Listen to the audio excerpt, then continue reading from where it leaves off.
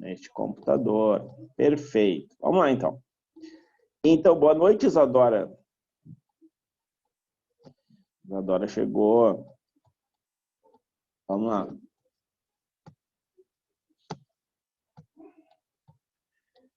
Então, olha só. Ó, essa janela aqui, olha, me irrita. Tem um problema com isso aqui. Vamos lá. Então, ó, o que nós temos agora para conversar, né? Então, temos para conversar a composição química. Então, vamos lá. Vamos recapitular o que a gente viu semana passada, né? Método científico, como é que se dá a ciência, tá?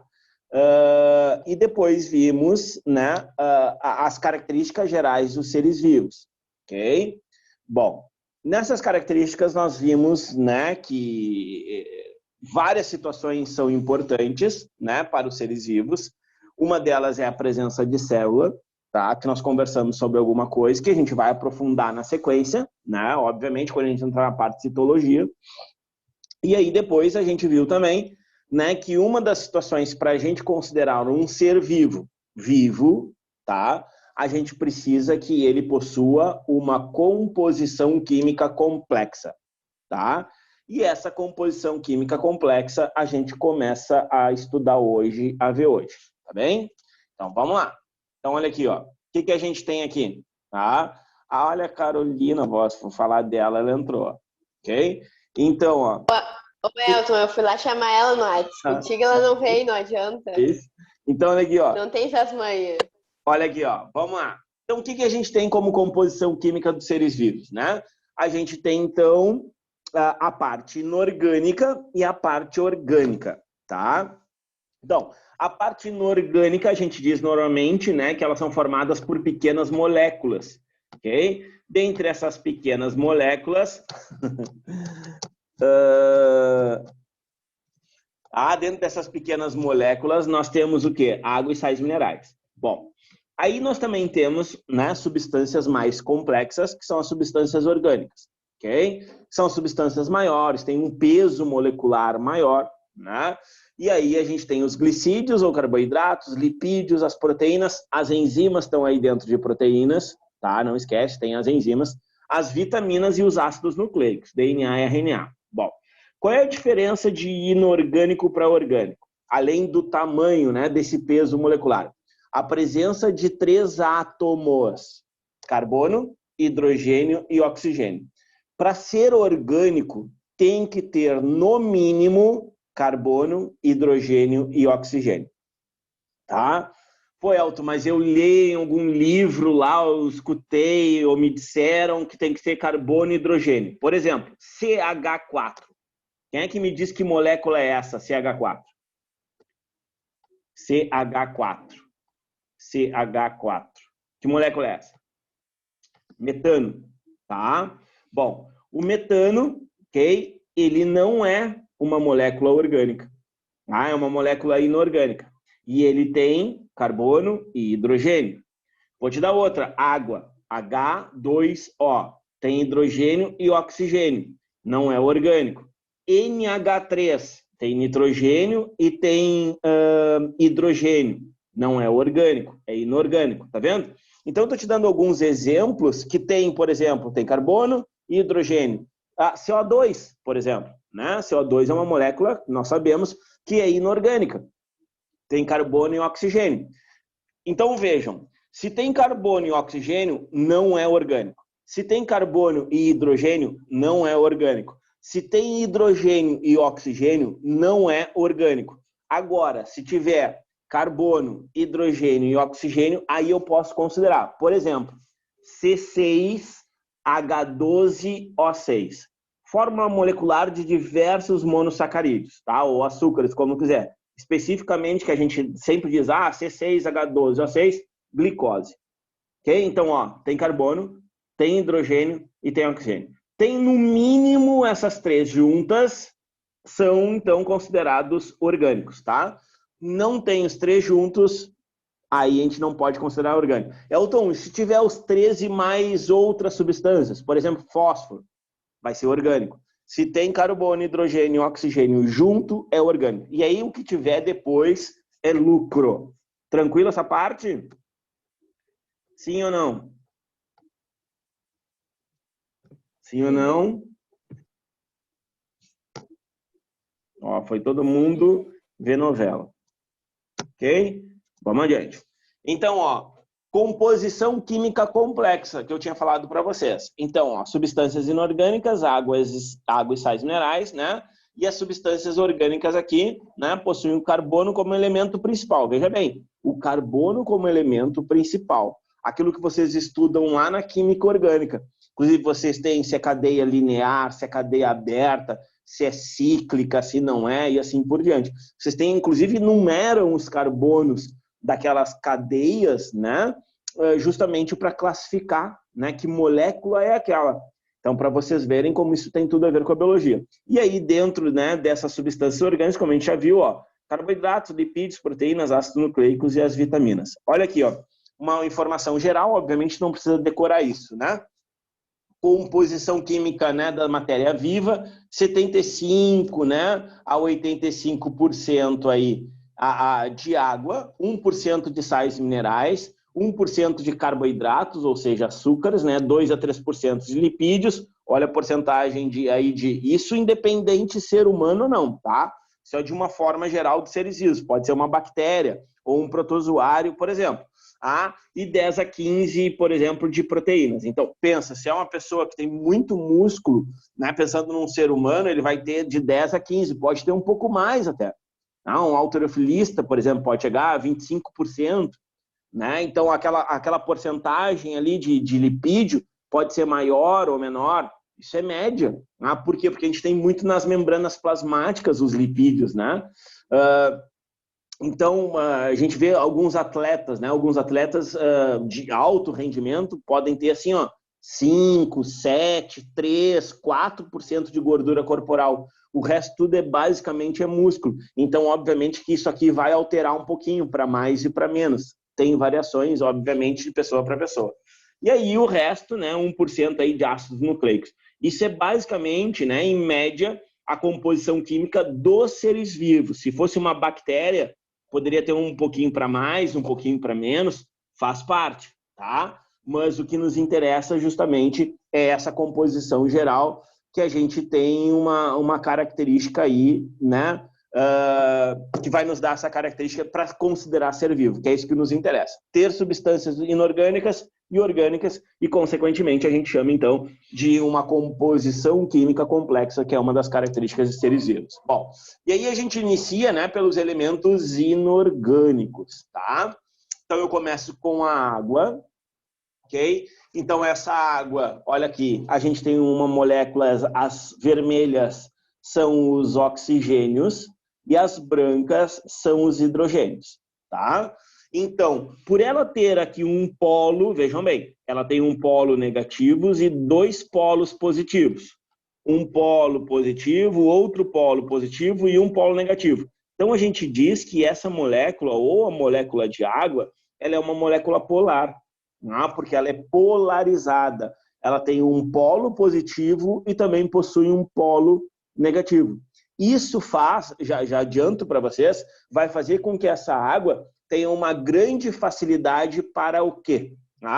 Para que ela consiga dissolver diversas substâncias. Não esquece disso. É devido a essa polaridade, a essa característica da água, que ela vai conseguir dissolver as outras substâncias. Por exemplo, sais minerais, um açúcar, né? Um açúcar do açucareiro, sei lá, o sal de cozinha, NaCl, cloreto de sódio, e assim por diante. Então, ela dissolve devido a essa propriedade que ela possui de ser uma molécula polarizada. O que ela não vai conseguir dissolver? Já adiantando, moléculas apolares. Por exemplo, as gorduras, os lipídios de uma forma geral, tá?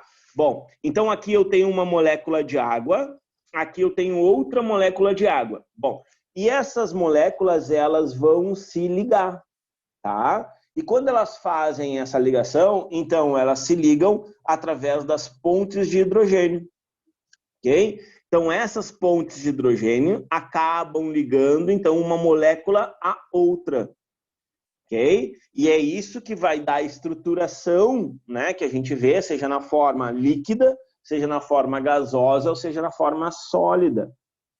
Tá bem? Então, é a única que a gente consegue ver, inclusive, nesses 3 estados, sólido, líquido e gasoso. É a única molécula, tá? Molécula de água, tá? Então, não esquece, pontes de hidrogênio, liga uma molécula na outra, e aqui eu tenho o oxigênio e os hidrogênios. Devido a essa polarização, então, a gente diz que ela é polar, que vai dar para ela aquela característica que a gente estava falando, que é a grande capacidade de solubilidade.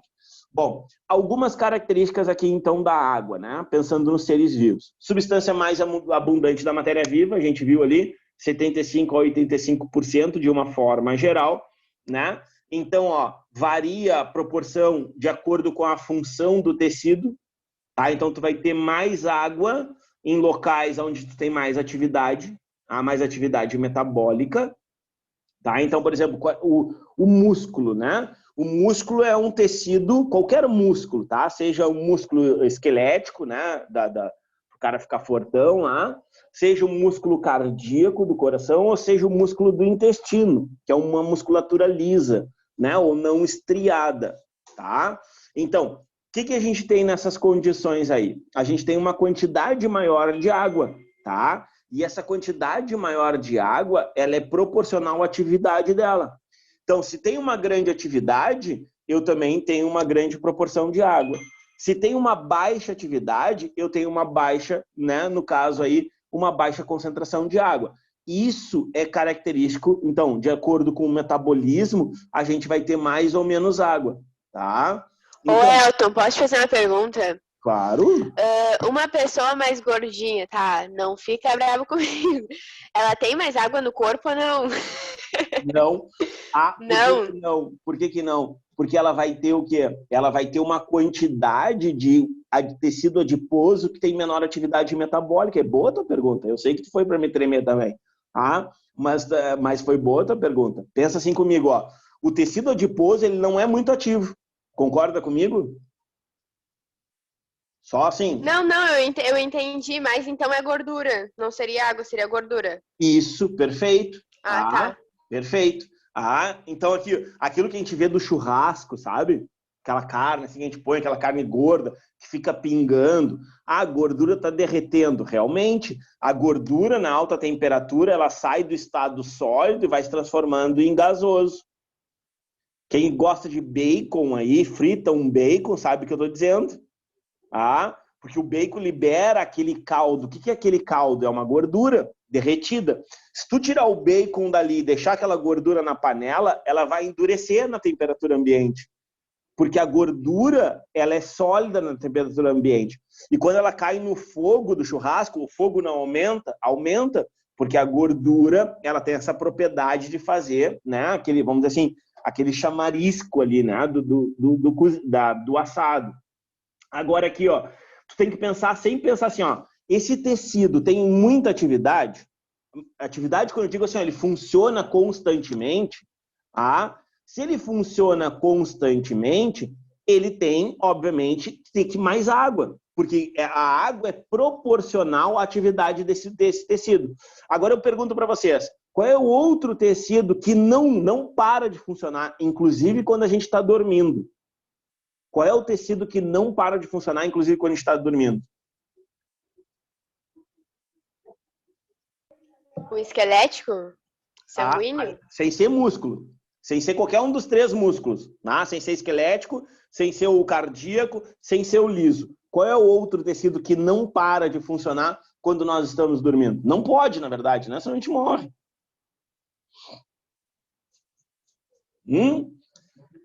Tecido nervoso. Sim ou não? Cérebro, por exemplo. Mas ele está descansando. Bom, descansando não quer dizer, ele pode diminuir a atividade. Parar, ele não pode. Se ele parar, a gente vai morrer. Então, é um outro tecido que é muito rico de quê? De água. Quer ver outro? Aí é um órgão, tá? Fígado. O fígado, ele não para de trabalhar, inclusive à noite. Então, ele fica constantemente nessa atividade metabólica alta. E se tem atividade metabólica alta, eu preciso de uma grande quantidade de água. Olha só, a dentina do dente. Poderia ser o ósseo aqui também. Olha só a porcentagem de água da dentina. 10%, porque tem baixa atividade metabólica. Entende? Por isso, quando a gente tem uma cárie, alguma coisa assim do tipo, o que a gente faz? Lá o dentista, né, o odontólogo, ele vai lá, abre, raspa o que dá para raspar e preenche. Não é assim que eles fazem? É assim, não tem o que fazer. Porque não se recupera. Porque tem baixa atividade metabólica nessa região. Como um osso. Só que o osso aí, depois a gente vai conversar mais adiante, ele tem células especiais que vão, né, num caso de necessidade, aí eles vão voltar, como é que se fala? Eles vão voltar a ter uma atividade metabólica como se ele fosse jovem, como se ele estivesse construindo. Mas isso a gente conversa depois lá no tecido ósseo, tá? Fica claro isso para vocês?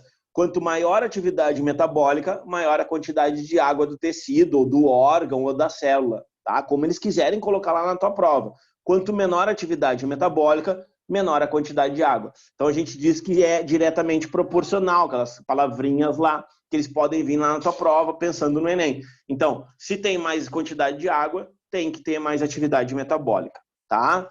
Aqui o terceiro item, ó, varia de acordo com a idade. Então, é aquela coisa, a gente tem uma curva ascendente, né, fisiologicamente falando. Olha a diferença de crescimento e desenvolvimento. Tem uma curva ascendente e depois chega ali pelos 35, 40 anos, essa curva começa a ter uma descendente, tá? Então, isso obviamente depende do ambiente, depende da genética da pessoa, depende dos hábitos, que aí tem a ver com o ambiente, depende de todo esse conjunto de fatores. Mas quanto maior a idade, menos atividade metabólica. Qual é a idade que nós temos maior atividade metabólica? Não estou falando hormonal, eu estou falando metabólica. Qual é a idade? Fala que eu te escuto. Qual é a idade que a gente tem maior atividade metabólica? Quando a gente é feto. Desenvolvimento embrionário. Por quê? Vejam bem, lá quando a gente é feto, a gente chega a ter 95, 98% das nossas células é água. Tá vendo? Então, tá vendo? Ó, tem muita água, muita atividade metabólica. E aí depois a gente nasce mais alto, a gente continua também em alta atividade quando é criança, né? É verdade. É verdade. A gente, ó, que eu falei, ó, olha a curva ascendente, a gente vai, aí desenvolvimento. Mas em termos de atividade metabólica, é no embrião e no feto. Por quê? Porque tem uma quantidade maior de água e precisa lá, vocês sabem bem, se não sabem eu relembro vocês, precisa de uma grande atividade para fazer mitoses, para fazer síntese de proteínas, para fazer uma série de situações no interior da célula e para estruturar um novo ser vivo, seja de que espécie for. Tá bem? Ó, atividade, como eu falei, ó, atividade tecidual diretamente proporcional à taxa de água no tecido, maior atividade, né? Maior a quantidade de água. E aqui a última, ó. A água pode se encontrar tanto no interior da célula quanto no meio extracelular. Tá? Ou seja, né, entre as células, aí pensando onde é que a gente vai ter entre as células? Tecido linfático e tecidos conjuntivos, é aqueles que têm espaços entre as células, tá? Bom, então a gente vai encontrar nesse ambiente extracelular, aí ele colocou aqui, ó, plasma sanguíneo, líquido intersticial, que é esse que eu tô falando para vocês, líquido transcelular, essa expressão é utilizada muito nos vegetais, tá? Que é como o vegetal começa a absorver nas raízes lá, e aí tem uma via, são duas vias, né, apoplástica e simplástica, de como ele vai absorver água, mas também deve deixar para mais adiante para a fisiologia vegetal, tá? Ó, líquido do tecido conjuntivo, okay? De consistência óssea, então a gente vai ter, tá? Não só no interior da célula, que fique claro isso para vocês, a gente também vai ter em outros locais que são extremamente importantes. Não sei se vocês já fizeram aquele teste, né? Retenção de líquidos, né? Tu vai lá e aperta a pele. Aí aperta a pele e vê se fica fundo e se fica esbranquiçado. Se demorar para voltar para o local, é um sinal que tu está retendo muito líquido. Que líquido é esse? É um líquido que está entre as células, ou seja, é um líquido extracelular, ou intersticial, como vocês quiserem. Normalmente se faz nos membros inferiores, pé. Idosos é muito comum isso acontecer, mas nada impede, por exemplo, jovens também acontecer. É só ter uma, vamos dizer assim, uma alimentação desregulada que ele vai desenvolver essa característica aí de retenção de água, que sobrecarrega a pressão, sobrecarrega os rins e uma série de outros fatores aí, tá? Uma dúvida. Fala. A genética também influencia nisso? Sim. A genética, assim, ó, a gente não pode esquecer, a genética é o primeiro fator, tá? Sempre. Porque tu parte da genética, né? A união de pensar na nossa espécie, tá? A união de um espermatozoide e um óvulo é a genética. É a construção de uma genética, tá? Bom, a partir daí, a gente desenvolve outras características. Como eu fui criado, se eu fui amamentado, se eu tive alimentação saudável ou não. A partir daí, então, a gente começa a desenvolver as outras características. Por isso que a gente diz assim, ó, o que é o fenótipo, né?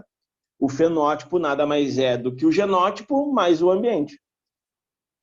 Tá? Então, ontem eu até brincava lá com o pessoal do outro grupo, tá? Então, assim, ó, eu, por exemplo, na minha família não tem ninguém gordo. Só eu. Aí eu te pergunto, geneticamente a minha família não nasceu para ser gorda. Ah, não nasceu. Okay? Ninguém, avô, bisavô, já pesquisei, já, né? Já encontrei, por exemplo, que eu tenho parente até, sei lá onde, entende? Então, assim, ó, pensa comigo. Eu não tenho essa genética. Então, por que eu sou assim?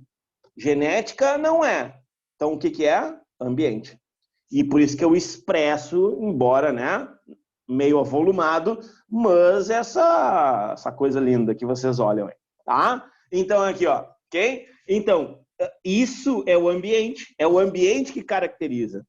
Tem uma coisa que a gente chama, já adiantando um conceito, né, que é chamado de fenocópia.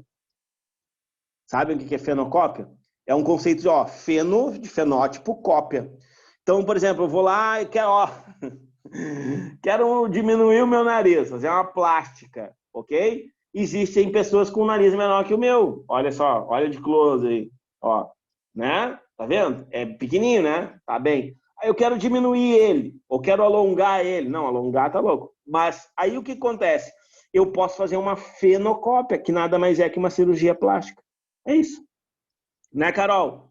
Ó, Carol sabe bem dessas coisas. Tá? Então, olha aqui, ó. O que acontece aqui, tá? A gente tem a água ainda, ó. Permeia todas as porções de todas as células. Só vem ela me xingar. Espero que não. Olha aqui, ó. Ó, dá risada. Ainda bem, menos mal. Ó, vamos adiante. Não me pega. Tá? Então, olha aqui, ó. O que acontece? A gente permeia todas as porções das células, tá? Ou seja, ela passa por tudo, ok? De acordo com as concentrações, tá? Que depois a gente vai ver na osmose. Importância para os seres vivos: transporte de nutrientes e reações metabólicas. Sem água, isso não acontece. Então, se não houver água, não acontece nem o transporte, né? Nem, por exemplo, as reações metabólicas. Nenhuma nem outra. Então, todas as reações que acontecem nos seres vivos, elas precisam estar na presença de água. Então, já estou te adiantando que grande parte dessas reações vai acontecer no citoplasma das células. Ah, mas no núcleo também. No núcleo também, porque o núcleo também é formado, também tem água, tá? Bom, depois aqui no terceiro item, ó, todos os aspectos de estrutura celular e suas funções são adaptados às propriedades físico-químicas da água, ok? Então, assim, ó, não tem como ter uma substância ou uma estrutura nos seres vivos, aí eu já vou aumentar, tá? Em todos os seres vivos, que seja incompatível com uma reação ou com alguma coisa da água. Entende? Imagina assim, ó, que toda célula fosse formada por lipídios. A água não tem afinidade por lipídios. Ah, Elton, mas tem na membrana plasmática. Mas aí tem mas em compensação tem os fosfatos nas pontas, lembra? Tem o fosfato e tem os lipídios, que formam aquela, como se fosse, né, umas estruturas, parecem umas perninhas. Tá? E aí o fosfato. Então o fosfato ajuda a água nisso. Agora, se fosse só lipídio, pergunto para vocês, a água conseguiria passar por essa membrana? Não conseguiria. Ah, porque elas se repelem porque a molécula de água é uma molécula polar e a molécula de lipídios é uma molécula apolar, então não tem atração. Sabe aquela coisa assim que vão ficar se olhando ali, ó, parada, a água olhando para uma suposta membrana formada só por lipídios, tá? Então, por isso que todas as estruturas das células têm que ter afinidade, tem que ter alguma característica, tem que ter alguma relação com a água, porque é o componente principal dos seres vivos. Tá?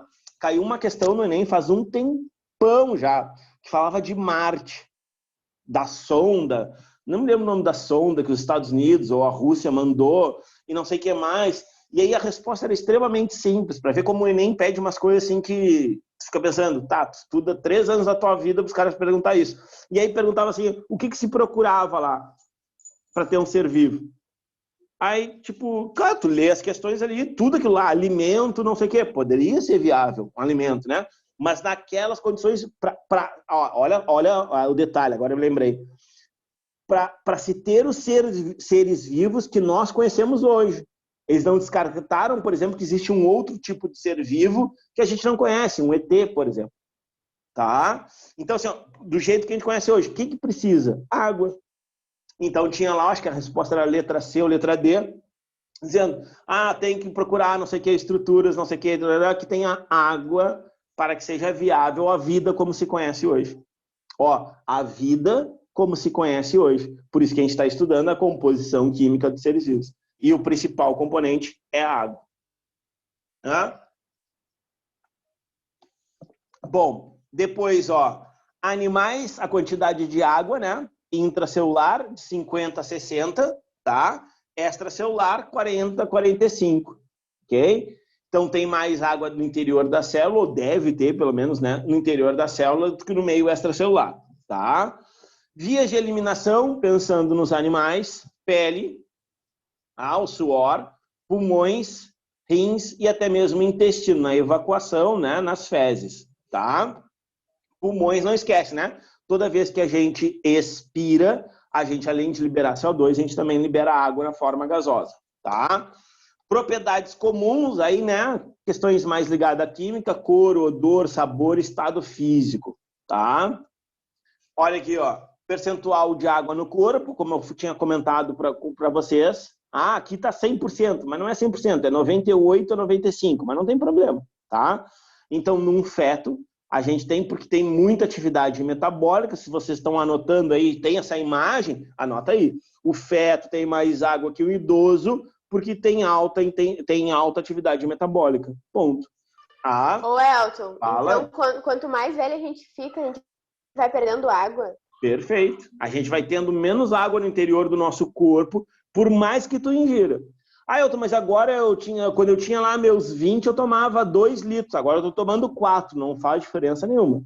Porque o teu metabolismo, o teu desenvolvimento, lembra? Crescimento é crescimento. Só cresce. Desenvolvimento é fisiológico. Então, obviamente que tu não vai conseguir fazer as mesmas coisas que tu fazia quando tu tinha, por exemplo, 20 anos. Perfeito? Por que tu não consegue mais? Porque o teu metabolismo também vai diminuindo. E isso tem relação direta com a quantidade de água. Tá? Deixa eu responder aqui, deixa eu ver o que perguntaram. Tá? Olha aqui, ó. A quantidade de água no feto, é maior. A quantidade de água no feto é maior do que no idoso, porque tem maior atividade metabólica. Tá? Tem maior atividade metabólica. Feito? Adiante. Ó, isso aqui... Fala, Lara. Eu tenho uma dúvida, assim, ó. Fala. Então, por exemplo, uma gestante, ela tem atividade metabólica maior por ter que ingerir mais água para dar para o bebê ou não necessariamente? Não necessariamente. Ela não. Tá? Ela Sim, vai ter necessidade de uma quantidade maior de nutrientes, fato, porque ela vai compartilhar, tá? Então, claro, se tu me disser assim, ó, mas ela precisa ingerir mais água do que ela ingeria. Sim, isso sim. Porque senão ela mesma pode se desidratar, como acontece, né, com muitas mulheres ficarem anêmicas, terem problemas de vitamina, alguma coisa do tipo. Então, isso é característico. Então, ela precisa ingerir mais para justamente, né, ter esse compartilhamento, mas também não tão mais, né? Tem mães também que exageram, chegam a engordar às vezes 30, 40 quilos, né, numa gestação, que também é demais, porque aí depois a criança nasce, a criança não vai nascer com mais de, vamos lá, 4 quilos no máximo, exagerando muito. Então, é esse peso que ela supostamente teria que ter. Claro que ela tem uma retenção de líquido maior, é fato, porque tem toda uma questão hormonal envolvida. Então, se tem uma média, que se eu não me engano, é até 12 quilos, que seria o aceitável. A partir disso, né, da grávida engordar, aí já passa a ter um probleminha, principalmente após, né, que pode ficar depois com hipertensão, desenvolver outras coisas aí associadas a essa gravidez, tá? Tranquilo? Ó, essa imagem aqui, ok? Eu tirei de uma questão do Enem, tá? Então, só para vocês verem como eles abordam, ok? E a pergunta aqui, justamente, era relacionada com quem tinha maior atividade metabólica. Então, ó, tecido nervoso, a parte da substância cinzenta. Só que aí tinha uma pegadinha, tá? Tinha uma pegadinha, ok? Então, essa pegadinha era justamente o quê? Tu teria que pegar, eles falavam de tecido nervoso. E aí não diziam se era o cinza ou se era o branco. Tá? Massa cinzenta, cinza ou branca, ok? Eles não diziam. Então, o que tu teria que fazer? Tu teria que somar os dois, e dividir por 2. Ali. Tá?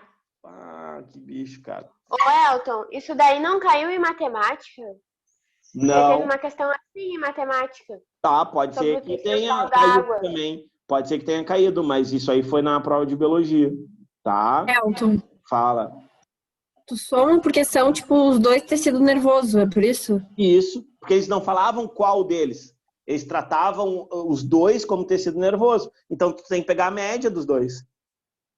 Entendeu? Então, por exemplo, assim, ó, se tu pegar ali, vai dar, vamos lá, 80 e um pouquinho. Acho que é isso. Né? Vai dar? Por aí. Não. Tá mal, hein? 75, vai dar 70 e poucos, né? Vai dar mais ou menos aí. E aí, moral da história não era a resposta.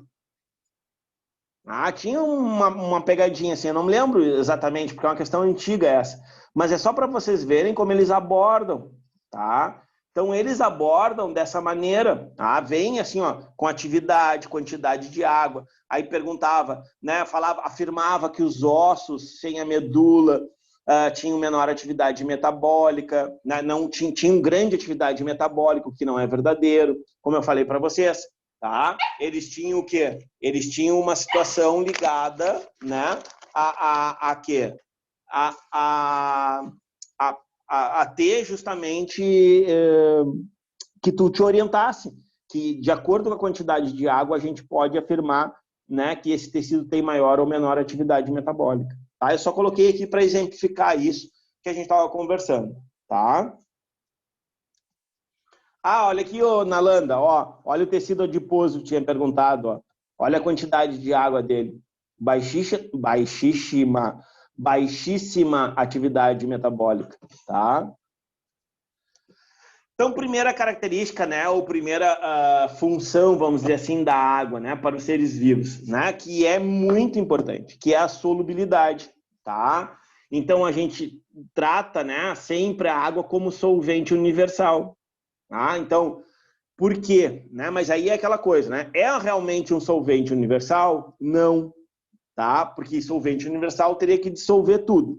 É o melhor solvente que nós temos? Sim. Não esquece disso. É o melhor solvente que existe, tá? Solvente inorgânico, tá? De alimentos inorgânicos. Agora, o que a gente vai ter? Ela tem uma grande capacidade, é muito abundante, né? O principal elemento do planeta. E ainda, olha ali, tem a capacidade de dissolver grande parte dessas substâncias conhecidas. Grande parte não é tudo, tá? Acho difícil, né? Se vier uma questão assim, eles colocarem, é solvente universal ou não é? 2 pontos. Não vai vir, entende? Mas eles podem vir assim, ó, dissolve tudo. E a gente tem que lembrar que ela não dissolve lipídios, porque os lipídios, de uma forma geral, são apolares, tá? Então, não esquece também, olha aqui, ó, que toda vez que tu tem um soluto, o soluto é a substância que tu vai misturar no solvente.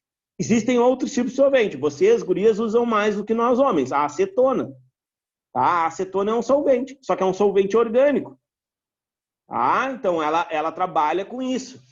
Tá? Então, ela tem a capacidade de dissolver, tá? Tem a capacidade de dissolver, e aí dissolver as substâncias orgânicas, não as inorgânicas. Nesse caso aqui, vamos pensar que fosse um sal de cozinha, joga na água, e aí tu passa a não ter mais um solvente e um soluto, e aí tu passa a ter uma solução. Ah, uma solução aqui, nesse caso, líquida, né? Que vai, por exemplo, fazer a solubilização dessa molécula. Aqui, ó, uma que não se mistura, que é a gasolina, ok? Então, coloquei esses exemplos aqui para a gente se ligar um pouquinho. Bom, aqui uma outra característica que eu sempre falo, né? Que a gente chama de osmorregulação, que tem a ver com a solubilidade. Tem até musiquinha mais adiante, eu ensino para vocês, da osmose, tá?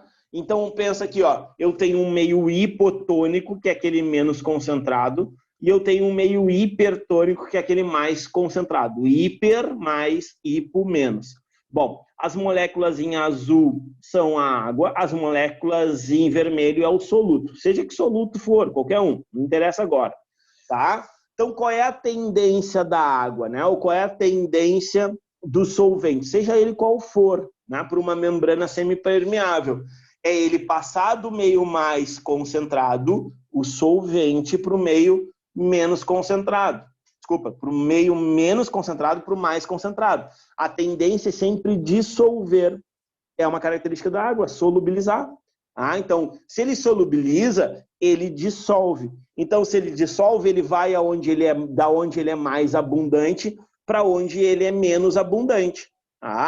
Que é do meio hipotônico, esse aqui, para o meio hipertônico. E aí, olha só o que acontece. O meio que era hipertônico, ele passa a estar dissolvido, porque agora tem uma quantidade maior de água. Claro isso aqui? Fica, né? Então, assim, ó, pensa assim, ó, a água aqui está mais disponível. Aqui tem uma molécula só de soluto. Então, ela pode doar para o outro lado. Então, ela doa. Ela doa. Ok? E aí ela vai doar e aí a outra vai se dissolver, porque vai ter mais água. É aquela história assim, ó, pensa assim, ó, um exemplo que eu sempre dou, né? O que tem mais concentrado? Vamos lá. Uma garrafa de 1 litro, tá? Com, por exemplo, 100 gramas de sal. E uma garrafa de 2 litros com 200 gramas de sal. Quem é que está mais concentrado? Isso aí, do menos para o mais. Quem é que está mais concentrado?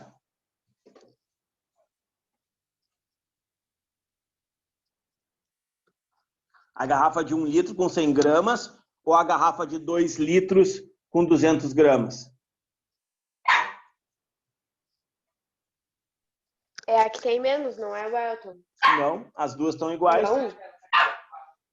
As duas Tá, mas por ter menos, não tá mais concentrado? Não, porque assim, ó, se tu pensar, tu tem o quê? Tu tem 1 litro e 100 gramas. Na outra, tu tem 2 litros e 200 gramas, que é o dobro. Só um pouquinho.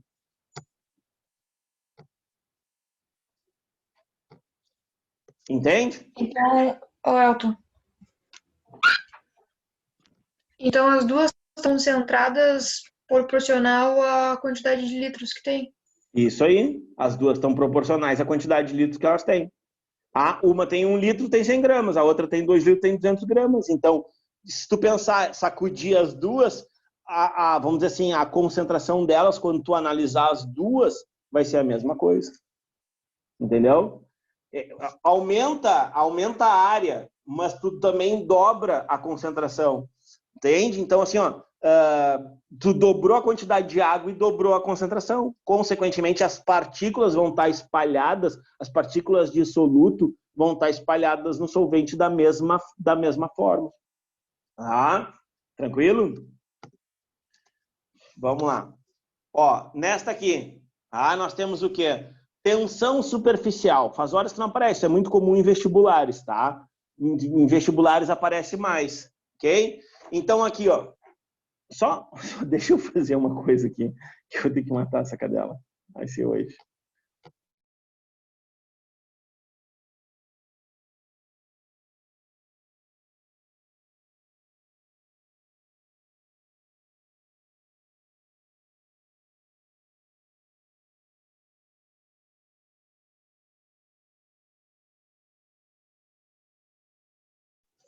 Foi. Ó, então a tensão superficial, o que que é? Tá? Então, é essa reação que as moléculas, que a gente viu lá no início, lembra? Que elas fazem entre as pontes de hidrogênio, umas com as outras, tá? Então, ó, tensão superficial da água. O que que essa tensão superficial da água faz, tá? Então, ó, são atraídas umas pelas outras, como eu estava falando, ok? E aí o que acontece? Elas acabam formando uma força contrária, o que vai fazer com que essas moléculas que criem como se fosse uma película, tá? E esta película, ela vai criar o quê? Ela vai criar uma tensão, o que vai auxiliar, ou ajudar, ou interferir, como o jeito que vocês quiserem, tá? Vai interferir na forma com que alguns seres vivos podem reagir na carga sobre ela. Vou te dar um exemplo. Vários, né? Mas um deles, por exemplo, quando, por exemplo, a gente tem a situação ligada a... Tu vai te jogar numa piscina, ok? Ou no mar, ou alguma coisa do tipo, tá? Então, o que que a gente tem? A gente tem a situação seguinte. Eu vou ter a reação da água contra o teu corpo. Se tu pular, por exemplo, assim, com a maior área possível, que a gente chama de barrigada ou chapada, né? Tu te jogar, tu vai ter dificuldade para afundar naquele lago, ou naquele rio, ou naquela piscina. Se tu jogar lá de pontinho, de cabeça, tu vai ter mais facilidade. Por quê? Porque aí tu vai romper, de uma forma bem fina, tu vai romper essa situação ligada, né, a essas moléculas. Então tu tem uma força maior de ruptura. É a mesma coisa uma faca, tá? Se a faca tiver ponta, tu tem é mais fácil tu perfurar ela, tá? Se ela for uma faca sem ponta, tu não vai conseguir perfurar, por exemplo, uma carne, entende? Então isso é uma tensão superficial da água. Então ela vai reagir umas moléculas com a outra, com as outras, né? Fazendo então com que aconteça o quê? Com que aconteça essa força contrária, e aí tem a dificuldade. Qual é a vantagem que alguns seres vivos têm? Olha aqui, ó. Esse inseto aqui já caiu na católica, tá? Quem for fazer católica. Bem essa imagem que tu tá vendo aí. Ok? E perguntava, aí tinha lá toda uma enrolação de um texto, tinha esta imagem, e a partir dessa imagem eles perguntavam que reação, ou que característica, ou que propriedade da água estava presente nisso aí, e como isso acontecia. Tá? Então, os insetos, eles ficam esfregando as patas antes de caminhar sobre a água, porque aí vai eletrizar, e aí vai ter uma reação, além de física, né, de força contrária, fazendo com que eles não afundem. Quer ver outros animais que conseguem fazer isso também? Para não dizer que é só inseto, que é animal levezinho? Lagarto, tá?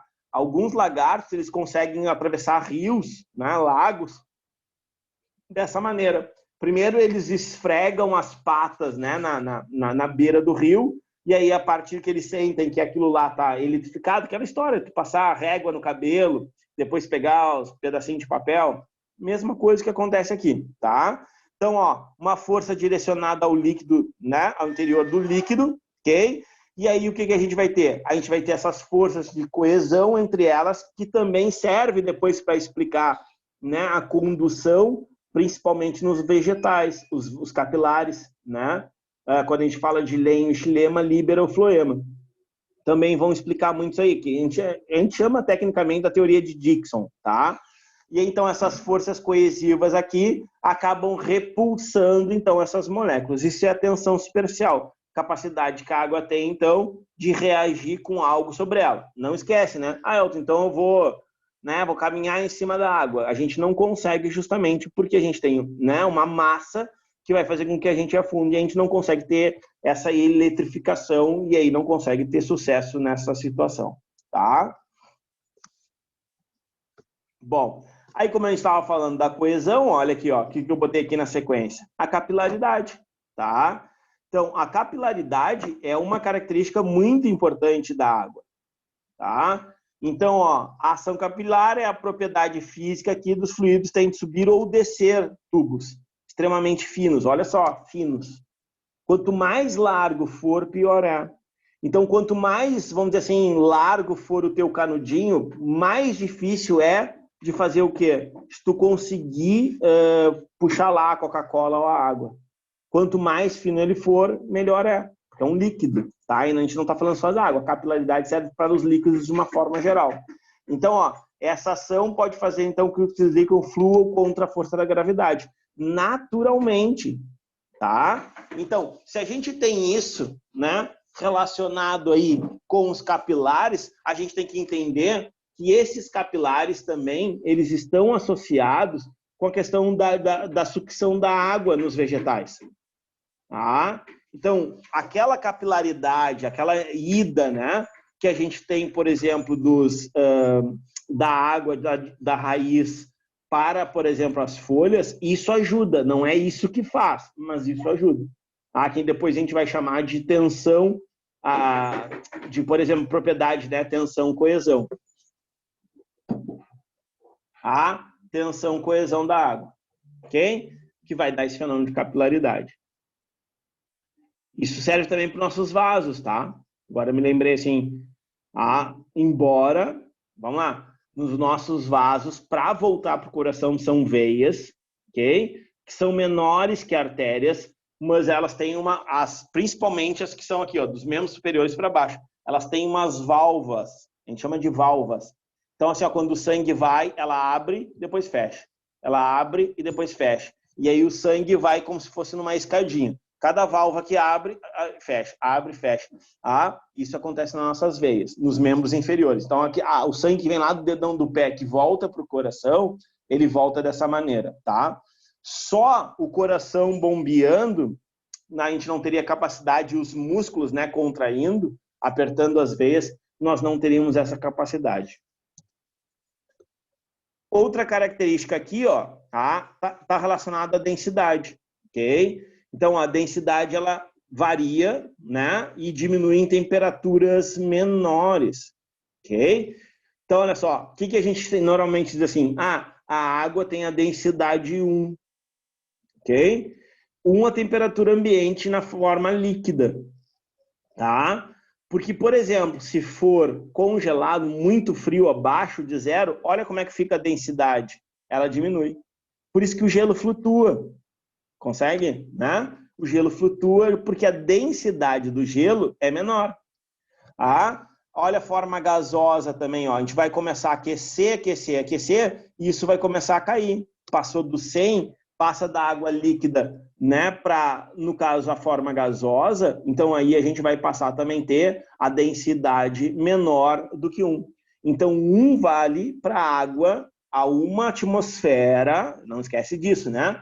Isso vale para a água a 1 atmosfera, ok? De gravidade, de pressão atmosférica, ok? E na temperatura ambiente, tá? Ou seja, na forma líquida, tá bem? Calor específico, tá? Isso aqui é bem interessante, por quê? E muito importante para os seres vivos, né? Aí a gente vai questionar assim, ó, é por isso, então, que a água é a substância que tem maior quantidade nos seres vivos? Eu vou te dizer, Por que não é o álcool? Por que não é o éter? Por que não é, vamos ver outro que está aqui, o etanol? A substância que tem maior quantidade na célula dos seres vivos e a água. Justamente porque ela tem um alto calor específico, tá? Então, esse calor específico, ele se dá da seguinte forma. O que é isso, na verdade? Né? É a quantidade de energia que tu precisa dar, né, para aquele local, para aquele ambiente ou para aquela substância, tá? Para que ela modifique 1 grau centígrado. Então, a quantidade que tu necessita dar para a água, para que ela se modifique ou que ela altere 1 grau centígrado, tá? É o quê? É justamente muita energia perto de outros. Então, a gente diz que ela tem um alto calor específico. Então, para tu mudar 1 grau de temperatura de um indivíduo, seja um ser vivo que for, tu precisa de uma quantidade de energia muito grande. Vamos lá. A febre, ok? Então, a gente tem, vamos lá, admitindo que a gente tem 37 graus como temperatura normal, tá? Então, eu vou ter febre com 38, 39. Com 40, eu já posso estar delirando. Tá vendo? Alterei 3 graus, vamos lá, 4 graus, vamos admitir, 41 de febre, ok? 41 de febre, a pessoa está muito mal. E são só 4 graus. A gente tem essas alterações ambientais todos os dias, sim ou não? Sim, né?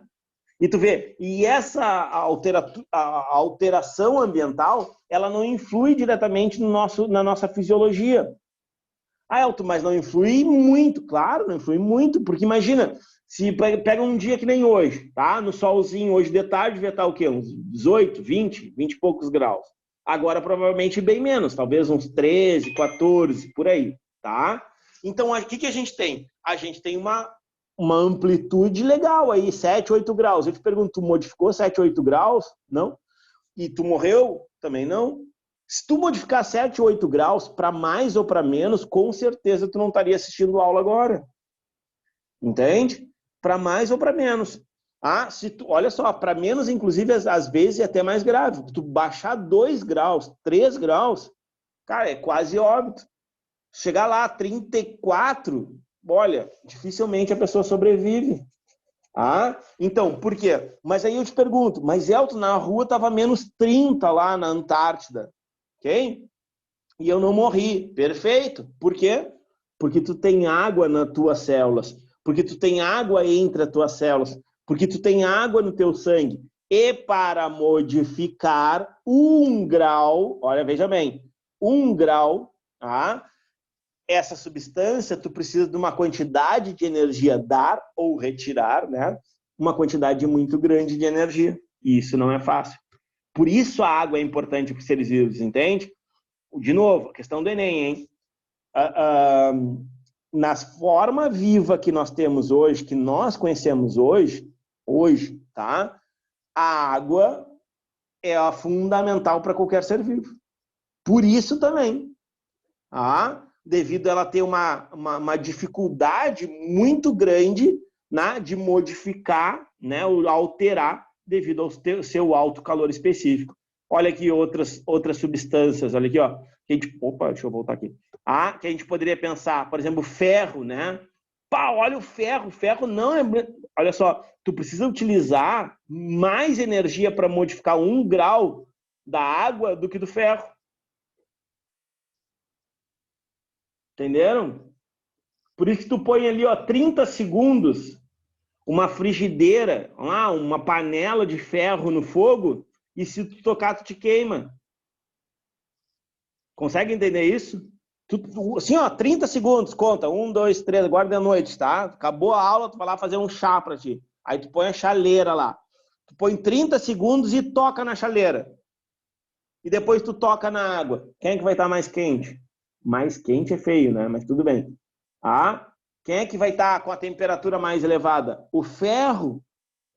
Porque olha o calor específico dele. É menor que da água. Então precisa de uma quantidade de energia menor para modificar 1 grau centígrado. Consegue pegar esse lance aí? Perfeito, então. Se conseguem, vamos adiante. Olha a termorregulação, ok? A água é importante também. Claro, coloquei um exemplo aqui mais próximo de nós que fica mais fácil, né? Que a gente acho que até a gente conversou alguma coisa. Então, a termorregulação refere-se ao conjunto de sistemas da regulação da temperatura corporal ou da célula, que poderia ser um organismo unicelular. Tá bem? Ah, vai ter termorregulação, mas aí não vai ter suor lá, não vai ter glândula, obviamente, porque ele é unicelular. Mas a quantidade de água vai influenciar o quanto ele aguenta. Vamos pensar numa bactéria. Pensa comigo. O que tu faz com os alimentos para não estragar? Várias coisas. Tá? Mas, por exemplo, algumas delas é o quê? Por exemplo, ou tu cozinha, né? Ou tu salga, ok? E aí eu vou chegar lá por quê? Ou tu resfria. É ou não é? Então vamos lá. Se eu salgo, o que eu tiro lá de dentro das células? Olha a osmose. A água. Ela perde água. Fica um alimento salgado e desidratado. Beleza. Se não tem água, não tem proliferação de micro-organismos. Ok? A salga serve para isso. A conservação de alimentos. Tanto é que tu passa ali no mercado, ali tem aqueles peixes salgados lá e ficam lá. Ficam vários dias até, sei lá quanto tempo dura um peixe salgado daqueles. Tá? Vamos lá. Se eu cozinhar o alimento, ele não dura mais? Vou te fazer uma pergunta. Comprei um guisadinho. Tá? Um guisadinho. Se eu deixar ele fora do refrigerador 3 dias, ele, olha para meus dedos, estraga ou não? Já vai começar um cheiro ruim, já vai começar proliferação de bactérias. Agora, se eu cozinhar ele dura mais que 3 dias. Mesmo eu não botando ele no refrigerador. Tá vendo? Agora eu vou chegar onde eu quero. Tá? Te dei 2 exemplos, agora eu vou chegar onde eu quero. Bom, se eu, por exemplo, né, aquecer, pensando no hospital, esterilização de um material, a esterilização se dá com pressão e temperatura. A gente chama lá o que se usa lá para esterilizar os materiais, de uma forma geral, é chamado de autoclave.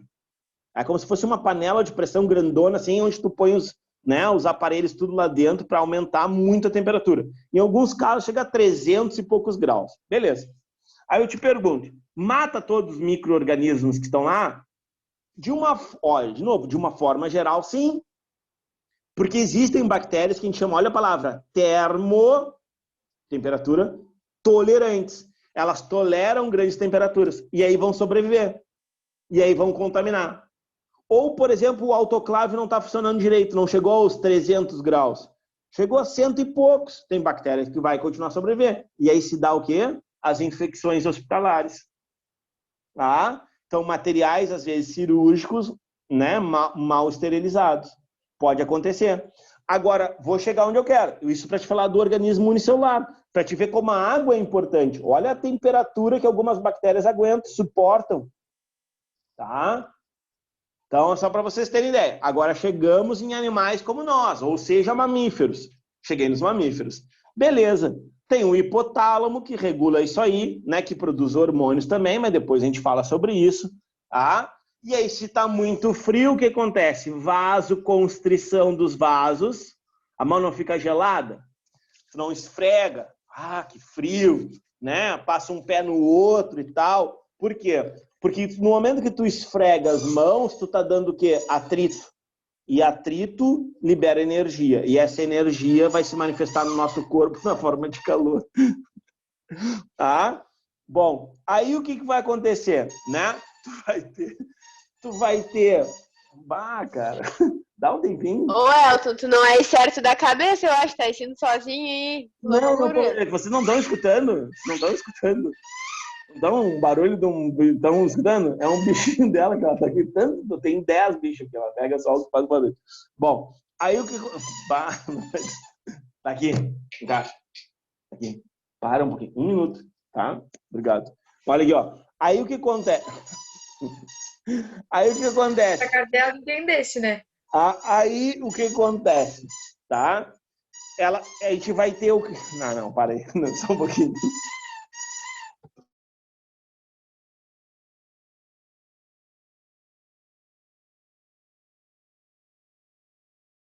Sai. Vai pra lá. Sai. Tá? Aí o que acontece? A gente vai ter, então, uma vasoconstrição periférica, como eu falei para vocês, e a gente vai flexionar ou vai fazer o atrito, seja no pé, seja na mão, passa a mão nos braços e assim por diante.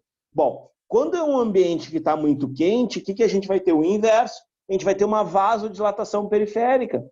Tá? Quando tem a vasoconstrição, o que vai acontecer? Essas glândulas também vão se fechar, as glândulas sudoríparas, né? Porque a gente não precisa suar nesse momento, a gente não precisa perder água, né? Agora, por exemplo, quando a gente tem uma vasodilatação, o fluxo de sangue nessa região é maior, tá? Por exemplo, ó, tu não precisa nem pegar sol, mas está muito quente, às vezes as pessoas ficam ruborizadas. Ruborizada é aquela coisa, né? Ficar vermelha e tal. Então, isso quer dizer que os vasos fizeram isso aqui, ó, fizeram vasodilatação. Ah, e isso aumenta o fluxo de sangue. E uma das funções do sangue é manter a temperatura. Se tem mais fluxo de sangue naquela região, aquela região vai ficar vermelha, vai aumentar também a temperatura. Tá? E com isso, o que a gente vai ter? A abertura das glândulas sudoríparas. E aí a gente vai ter, então, a liberação de água para que essa água, né, permaneça na superfície corporal e aí, consequentemente, resfria esse corpo quando essa água evaporar. Aí eu te pergunto, cães, né? Cães não têm glândulas sudoríparas. Como é que eles fazem para resfriar o corpo? Cão não tem. Ficam botando a língua para fora. Isso aí. Por que a língua? Por que a língua para fora? Água? Porque a língua é altamente vascularizada.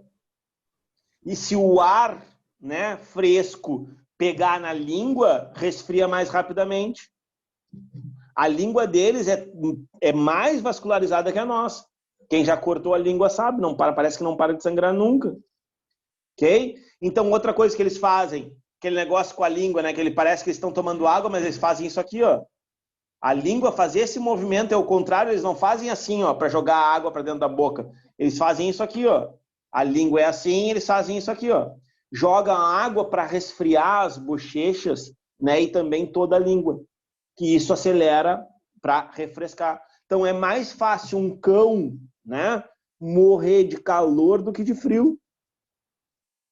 Ah, porque ele consegue manter a temperatura mesmo no inverno, mesmo aqueles pinchers, sabe? Tem pelinho bem ralinho, assim, bem pequenininho, sabe? Eles têm mais facilidade. Claro, eles têm frio, não estou dizendo que não, mas é mais fácil eles terem problema no verão do que no inverno. Só para vocês terem ideia. Isso, para mim, é uma questão, assim, a cara do Enem, assim, se eu fosse o cara lá que organiza, né, mas, tipo, é a cara do Enem perguntar esse tipo de coisa. Como é que eles, qual a possibilidade, como esse animal, como já caiu dos ratos, já caiu de rato no deserto. Ah, que os ratos não urinam.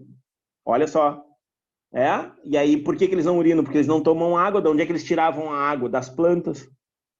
Ok? Eram frugívoros, né? Estava até vendo hoje um documentário à tarde que falava de pessoas, né, que são frugívoras, que só comem plantas e frutas. Então, só para vocês terem ideia, isso é termorregulação. Então, uma forma que o nosso corpo tem de não, vamos dizer assim, não surtar, não ter problemas. Bom, transporte de substâncias, né? Coloquei 2 aí, como a gente estava falando, né? Os vegetais são muito característicos, né? Então, é muito importante, principalmente a seiva ascendente, a que sobe, né? Que é pelos vasos, microvasos, que são os capilares, né? E aí formam um feixe de fibras chamado de lenho ou xilema, tá? Então, lá no lenho xilema, que a gente vai ter a seiva, que é o mais difícil, né? Que é subir a água, ok? Então, a água vai estar presente na seiva bruta, ou também como a gente chama de inorgânica, tá? Bom, e outro local que a gente tem transporte de substâncias, que é óbvio, né? Nosso sangue, poderia também estar aparecendo aí o sistema linfático, tá? Que não tem células, mas que tem substâncias e água, ok? Se for de um ser unicelular, quero te lembrar isso, também tem transporte, tá? Não esquece que as substâncias lá dentro não vão ficar paradas. Então, as substâncias também se locomovem lá dentro, por movimentos citoplasmáticos, tá? Então, as bactérias, os protozoários, mais ainda, né? Que tem os vacúolos, aqueles pulsáteis, né? Então, eles vão fazer para abrir e fechar para ter uma regulação, né? Seja de água, ou seja de sais, seja lá do que for. Vamos lá, pensando nas células vegetais, né? Também terão, por exemplo, os vacúolos de armazenamento. Então, ó, vai ter aumentar e diminuir de tamanho, então tu vai ter movimentos citoplasmáticos, o que também auxilia nesse transporte de substâncias no interior da água.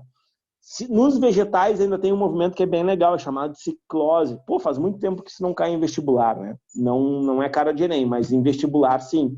A ciclose, que é o movimento que os cloroplastos fazem. Parece que eles ficam andando assim, ó, ao redor da célula, em ciclo. Eu acho que eu comentei com vocês na outra aula, né? Que, por exemplo, é legal de ver isso em microscópio, assim, quem tem aquário e tal. Acho que eu comentei alguma coisa, tá? Então, isso também é movimento citoplasmático, que se dá porque tem água. Se não tivesse água, não conseguiria acontecer, tá? Bom, aí a gente chega em quem? Nos sais minerais, né? Então, esses sais minerais aí a gente tem vários, né? E a gente vai ver um por um daqueles principais ligados, então, aos seres vivos. Opa, pra cá. Coloquei essa tabela, tá? Mas, obviamente, que eu não vou ler essa tabela, ok? Tá aí para tu ficar bonitinho contigo no teu material. Então, a gente tem o cálcio, fósforo, ferro, iodo, cloro, potássio, magnésio, flúor, sódio. Ainda coloquei mais 2 lá no final, tá? Coloquei mais 2, que é o cobre e não me lembro qual é o outro, ok? E nós vamos ver um por um, nós vamos falar uma por uma dessas funções, tá? Aqui estão as fontes, não é comum, porque o Enem não tem muito disso, de pedir aonde eu encontro, entendeu? Ou, sei lá, alguma coisa sobre doenças, né, que eles não pedem. Sintomas da doença, eles não pedem, tá? Então, assim, ó, mas aí em vestibulares tudo é possível, tá bem? E aqui é só falta, que é o que a gente vai priorizar aqui nos sais minerais, porque é da forma que realmente aparece.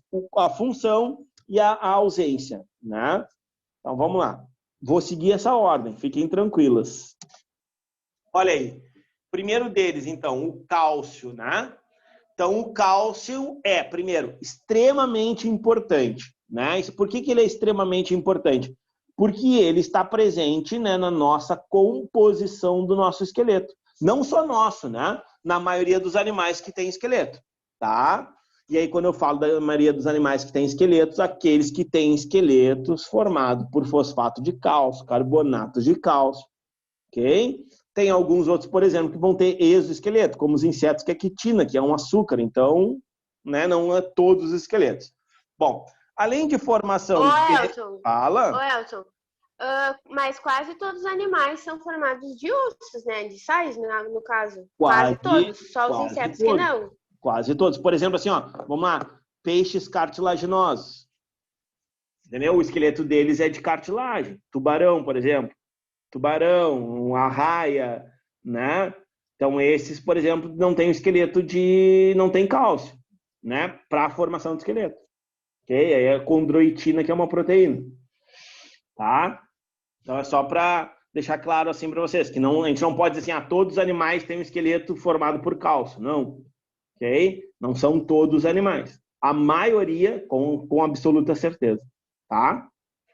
Bom, então olha aqui, ó. Coloquei aqui primeiro, né? Um osso normal, como é que é a composição dele? Vou começar por esse aqui, tá? E aqui, ó, aparece um osso com o quê? Com uma fratura e um estado, vamos dizer assim, avançado de osteoporose. Ó, ósteo quer dizer osso, poros, porose, né? Então, são ossos que passam a apresentar poros maiores do que eles deveriam apresentar.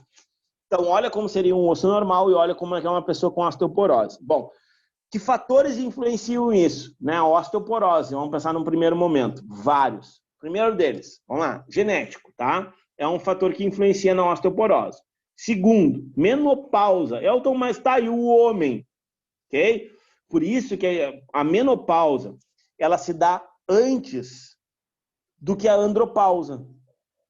Então existe algo parecido nos homens? Sim. A menopausa acontece em torno ali dos 40 anos, 45 anos em diante.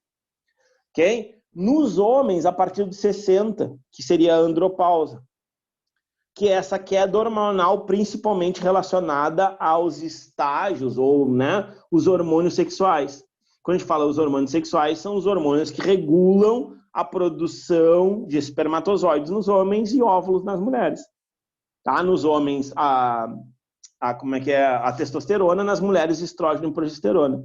Então, a queda, né, ou a disfunção, a desregularização desses hormônios podem causar osteoporose. Por isso que é muito mais comum em mulheres do que nos homens. Porque a gente, vamos dizer assim, a gente vê mais. Os casos são mais comuns porque a idade de 45, 50 anos, né, é mais comum a gente sobreviver do que 60, 70, 80. Tá? Mas acontecem também em homens. Bom, então esses dois fatores são os principais, os hormonais e os genéticos, tá? O que se dá, Elton, para acontecer isso aí? Na verdade, não se dá, é a reabsorção de cálcio. A reabsorção de cálcio. Então, nós temos um hormônio chamado calcitonina, produzidos na tireoide, ok? Então, a tireoide vai ter uma diminuição na produção de calcitonina, que vai repor menos cálcio. E aí ele começa a aparecer esses buracos, porque não repõe. Porque o osso está em constante remodelação, tá?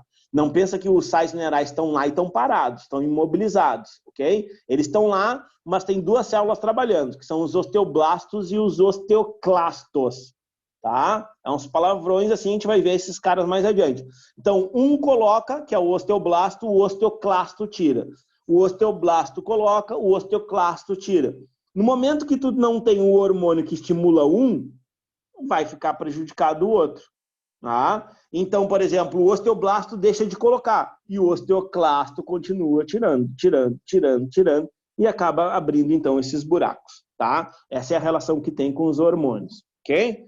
Bom, beleza. Ainda o cálcio participa também do quê? Do mecanismo, participa, ele não é o responsável, ele participa do mecanismo de coagulação sanguínea. Então, olha só, uma lesão, imagina que eu cortei o dedo, tá? Cortei o dedo aqui, ó, lesão no tecido, tá? Nessa região que eu cortei o dedo, as plaquetas vão se reunir, vão se aglomerar, ok?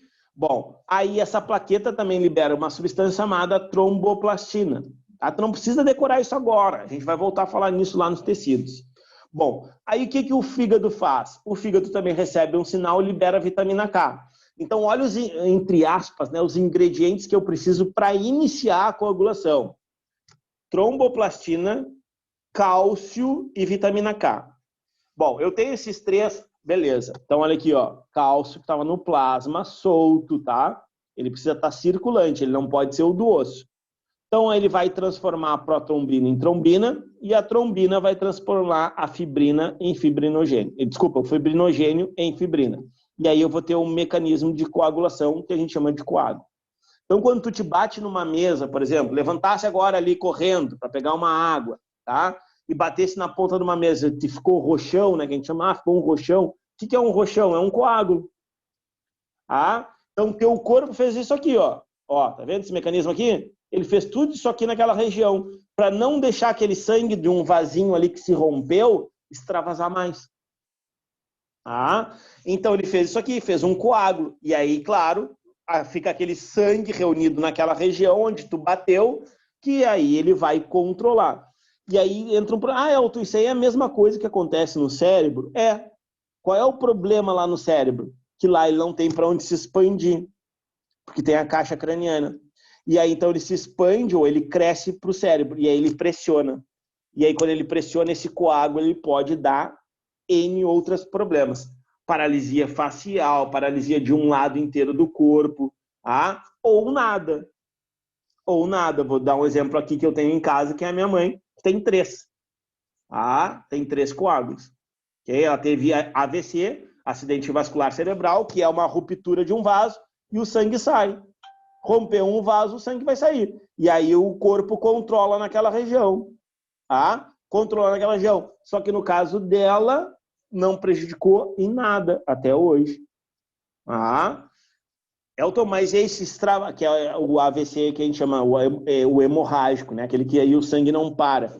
Esse provavelmente a pessoa vai a óbito, vai ficar com morte cerebral, alguma coisa assim. tá? Ok?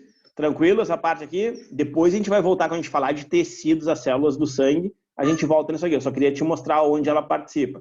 Então, o cálcio participa do mecanismo de coagulação sanguínea. Bom, aqui nos músculos, né? Então, para fazer a contração muscular, a gente precisa também de cálcio, ok? Então, eu tenho aqui as células, né? Desculpa, as fibras musculares, as fibras proteicas, actina e miosina, que são as duas principais, tem outras, tá? Que são envolvidas, mas essas são as principais. Então, o que eu preciso para contrair um músculo, né? Eu preciso de energia, que é o ATP, tá? O cálcio e o magnésio. O magnésio também é importante para a contração muscular. Se eu tiver isso, eu contraio o músculo normalmente. Se eu não tiver, vai começar a me dar problema. Assim como o excesso também de cálcio pode causar problema, que é o que a gente chama de tetania, porque é algo que acontece muito semelhante ao tétano, que é uma contração. Ele começa a contrair demais, tá? Demais a musculatura, tá? Eu também tive uma situação muito assim, também com meu pai, que já faleceu, porque ele teve câncer de próstata, só para adiantar para vocês, e aí apertou e a urina não saía. Então ele acumulou muita quantidade de cálcio no corpo, e aí, consequentemente, desenvolveu essa tetania na musculatura. Tranquilo?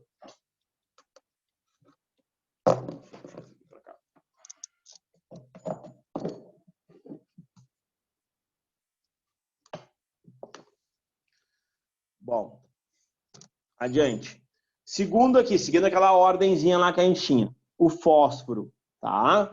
Tudo isso aqui que eu estou comentando para vocês está associado lá naquela tabela, tá bem? Então, eu só estou seguindo a ordem aqui e as funções que eles desempenham. Então, o fósforo, a gente diz que o fósforo tem uma função energética, tá? E essa função energética, sempre, tá? Sempre. Fósforo está associado a alguma coisa de energia. Bom, claro que, né, vai ter uma questão estrutural aqui, mas eu falo por último. Então, olha só, a gente...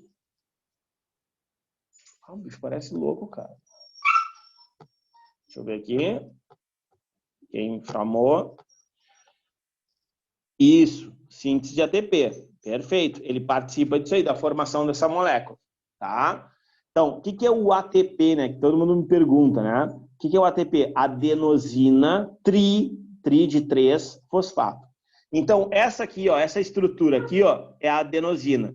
Isso aqui são os 3 fosfatos. Então, a gente diz que é adenosina trifosfato. Tá? Bom, essa aqui, Elton, o que é? É o AD de danoninho DP. É a adenosina difosfato. 2 fosfatos. Tá? Bom, se une com esse aqui, aí vira ATP. Se usa esse ATP como energia, vira ADP. Elton, não entendi. Vou de novo, não tem problema. Ó, imagina que eu estou agora aqui, ó, para falar para vocês. Eu estou gastando energia. Pouca, mas estou. Tá? Estou pensando, estou, né, imaginando coisas e tal. Aí o que acontece? Eu estou usando ATP. Esse ATP, então, é quebrado. Todo o ATP que eu utilizei durante essas 2 horas aqui de aula, ele se transformou em ADP. Tá? Então, ele veio daqui para cá, porque eu utilizei. Ao mesmo tempo, o meu corpo continua trabalhando, fazendo o quê? Pegando esta molécula e tentando associar com outros fósforos que eu ingeri na minha alimentação por aí. Durante o dia, durante a semana, para formar de novo ATP, para que eu continue podendo utilizar. E assim ele fica. ADP, ATP, ADP, ATP, ADP, e assim vai. Só que a única forma energética é o ATP, ou seja, aquele que tem 3 fósforos. Tá? E vejam aqui, ó, olha aqui, ó. Olha aqui, ó, o azulzinho aqui, ó, estão vendo? Água. Tem que ter água para isso acontecer. Por isso que a gente diz, né, que as reações, né, do corpo ou dos seres vivos, elas necessitam obrigatoriamente a presença de água, tá? Bom, uma segunda situação aqui que nós temos, que é uma outra molécula que hoje é moda, né? Não só hoje, né? Mas há muito tempo ela é moda onde? Ela é moda nas academias, que é a creatina ou a creatinina, tá? Então, foi proibida por um bom tempo no Brasil, e aí eu acho que de uns 5, 6 anos para cá, foi liberada de novo. Então, nessas casas aí de suplementação alimentar, tu conta, quero comprar creatinina. Beleza, o cara te vende normal. O que a creatinina faz? Ela aumenta a tua potência muscular. É uma outra forma de energia. Só que a gente chama de fosfocreatinina, ou fosfocreatina, que é muito mais energética do que o ATP. Vou repetir, hein? A creatina ou a creatinina é muito mais energética que o ATP. Então, óbvio que o teu músculo vai querer usar aquilo que é mais energético, principalmente se tu está fazendo academia. Tu vai lá para academia, eu quero levantar, sei lá, 200 quilos, tá? E aí, se tu quer levantar 200 quilos, tu vai precisar de mais energia nesse músculo. Então, os caras, eles sempre falam assim, vem lá, inclusive na bula lá, usar pré-treino. Por que pré-treino? Misturado com água e não com leite. Porque o leite tem, né, uma dificuldade um pouquinho maior de fazer a absorção. A água não. Então, dilui, olha só, dilui, lembra? Propriedade da água, solubilidade, vai diluir e aí tu acaba absorvendo, tá? E aí, quando tu absorve, perfeito, cai na tua corrente sanguínea, chega naquele músculo que tu tá fazendo exercício. 20 minutos, 30 minutos, já fez a absorção. Vai pra academia. E aí, quando tu chega lá, então quer dizer que eu vou ficar mais forte? Não, mas tu vai ter uma capacidade, né, de força naquele momento de explosão maior. Consequentemente, se tu começa a levantar mais peso, eu estava acostumado a levantar 4, sei lá, vou dar um exemplo aqui, 4, agora passei a levantar 8, então o que é a tendência? Que tu tenha resultados mais rápidos para ganhar massa muscular, para ganhar definição muscular e assim sucessivamente, tá? Só que as pessoas esquecem que isso também atua no coração, né? Então, veja bem, se isso aumenta o teu músculo estriado eu tenho 2 tipos, o esquelético, que é a musculatura, e tem o cardíaco. Então, se as paredes do meu coração ficarem mais espessas, isso pode parecer bom, mas não é, né? Porque vai diminuir o espaço nas cavidades cardíacas, o que vai causar hipertensão e sobrecarga nos rins, que pode matar, infarto, tá? Então, por isso que era proibido. E depois se liberou. Eu não, assim, eu gosto de ler essas coisas assim, mas vou ser bem sério, eu não me aprofundo muito, só na parte de fisiologia, assim. Então, assim, o que se tem muito disso, né? Tem que os estudos indicaram, então, que só assim, ingerindo em grandes quantidades é que isso acaba hipertrofiando o coração também, tá? Então, foi mais ou menos por aí, porque que a Anvisa, vamos dizer assim, reliberou, né? Porque era liberado, aí cortaram e aí depois liberaram de novo, tá? E uma última situação aqui que a gente tem do fósforo é, por exemplo, fazer estrutura de quem? Estrutura dos ácidos nucleicos, né? Então, eu tenho os ácidos nucleicos sendo formados pelo grupo fosfato, ok? Poderia ser membrana plasmática também, né? Como a gente conversou anteriormente. Então, tem a base nitrogenada, vamos lá, adenina, ok? Tem uma pentose, se for desoxirribose, é DNA. Se for a ribose, é RNA, tá? E o grupo fosfato que sempre vai existir, tá? Então, esse grupo fosfato aí vai estar presente, então, na constituição dos ácidos nucleicos, DNA e RNA. Tranquilo aqui? Elton. Fala. Pode falar rapidinho de novo do ATP e ADP que eu me perdi? Claro. O ATP, tá? Eu acho que pelo áudio, assim, acho que... Vamos lá, eu vou circular, tá? O ATP é adenosina trifosfato. Trifosfato. Por quê? Porque tem 3 fósforos, tá? Tem 3 fósforos aqui, ok? Esse aqui é o ADP, adenosina difosfato. Percebe assim, ó? Essa molécula aqui, ó, tem essas 3 estruturas aqui, são iguais, tá? São iguais, ok? Tanto esta aqui, como esta aqui. O que está modificando de um para o outro é o quê? É o 3 e o 2, tá? Ok? Então, esse 3-fosfato e o 2-fosfato é o que dá o nome da molécula. A adenosina é a mesma, ó. Essa adenosina é igual a essa. Agora, aqui modifica por quê? Porque aqui eu tenho 3 fósforos e aqui eu tenho 2, tá? Então, é isso que modifica, ok? É isso que modifica. Ter 3 ou 3,2. Vamos lá. Agora, o que o meu metabolismo utiliza, tá, como energia? Somente o tri, tá? Somente esse aqui, ok? Então, vamos supor, ó, o exemplo que eu tinha dado anteriormente. Eu tenho a situação de estar aqui falando, né, me mexendo, né, pensando, e a gente gasta energia para isso, ok? Bom, então o meu corpo está pegando lá que se formou lá nas mitocôndrias, ok? Pegando esse ATP e utilizando, consumindo. O que acontece? Cada quebra, né, de uma ligação dessas aqui libera energia.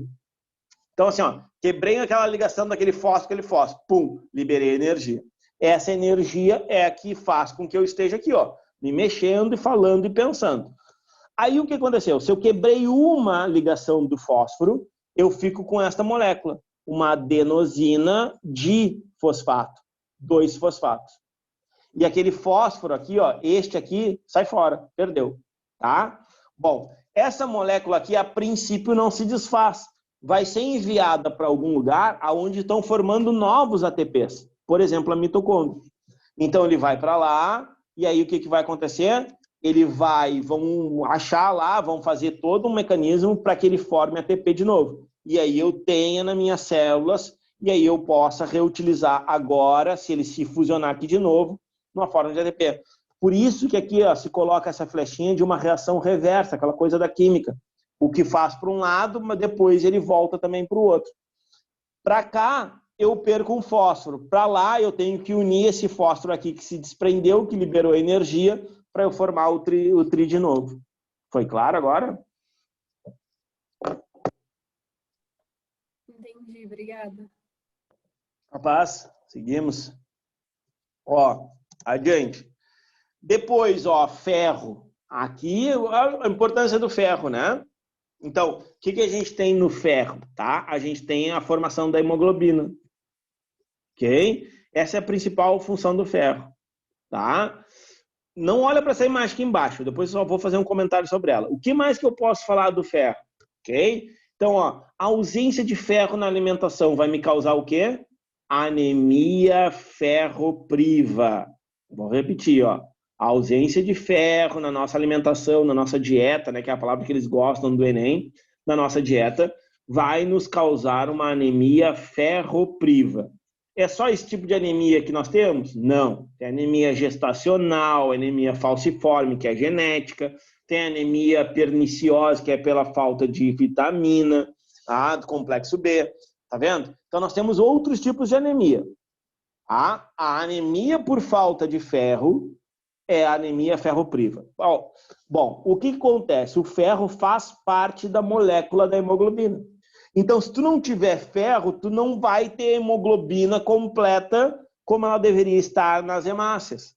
E aí tu não vai ter a liberação das hemácias no sangue. Aí tu vai fazer um exame de sangue,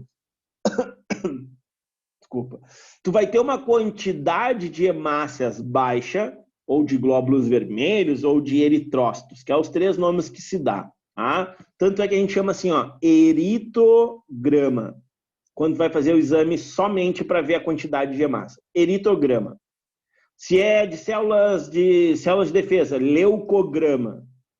Tá? Se tu quer fazer um exame geral de sangue, hemograma. Tá? Então, isso aqui, se tu não tiver ferro, se tu não ingerir ferro suficiente, tu não vai produzir hemoglobina. Não produz hemoglobina, tu não libera hemácia. Se não libera hemácia, cai no sangue, tu desenvolve anemia ferropriva. Tá? Eu tenho essa imagem aí embaixo. Olha essas duas estruturas. São ou não são parecidas? Olha que loucura, hein? Então, olha a estrutura, né? O que é uma? Uma é a hemoglobina, a outra é a clorofila. Só que uma tem o ferro e a outra tem o magnésio. Tá, mas tem algumas coisas diferentes. Claro que sim. Tanto é que são moléculas diferentes. Ok? Mas o que tem que ficar para nós? Tem que ficar para nós que, se tu pensar na origem da vida, olha só, hein? Lá na origem da vida, tu tem que lembrar que em algum momento te disseram assim, ó, pá, isso aqui era um ser heterótrofo, isso aqui era um ser autótrofo. E a partir daqui aconteceu uma mutação e aí surgiu a hipótese autotrófica e a hipótese autotrófica. Não foi assim? Que é o grande, vamos dizer assim, vácuo que não tem explicação, né? dessas hipóteses, por isso que são chamadas de hipóteses autotrófica e heterotrófica do surgimento do primeiro ser vivo. Olha só as moléculas, elas são muito parecidas. Tá?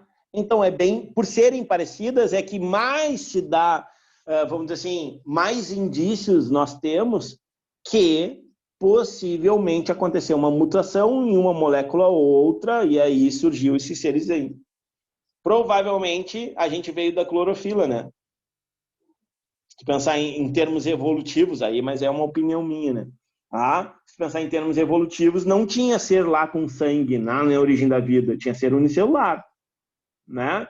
Mas podia ter um ser unicelular produzindo clorofila, beleza?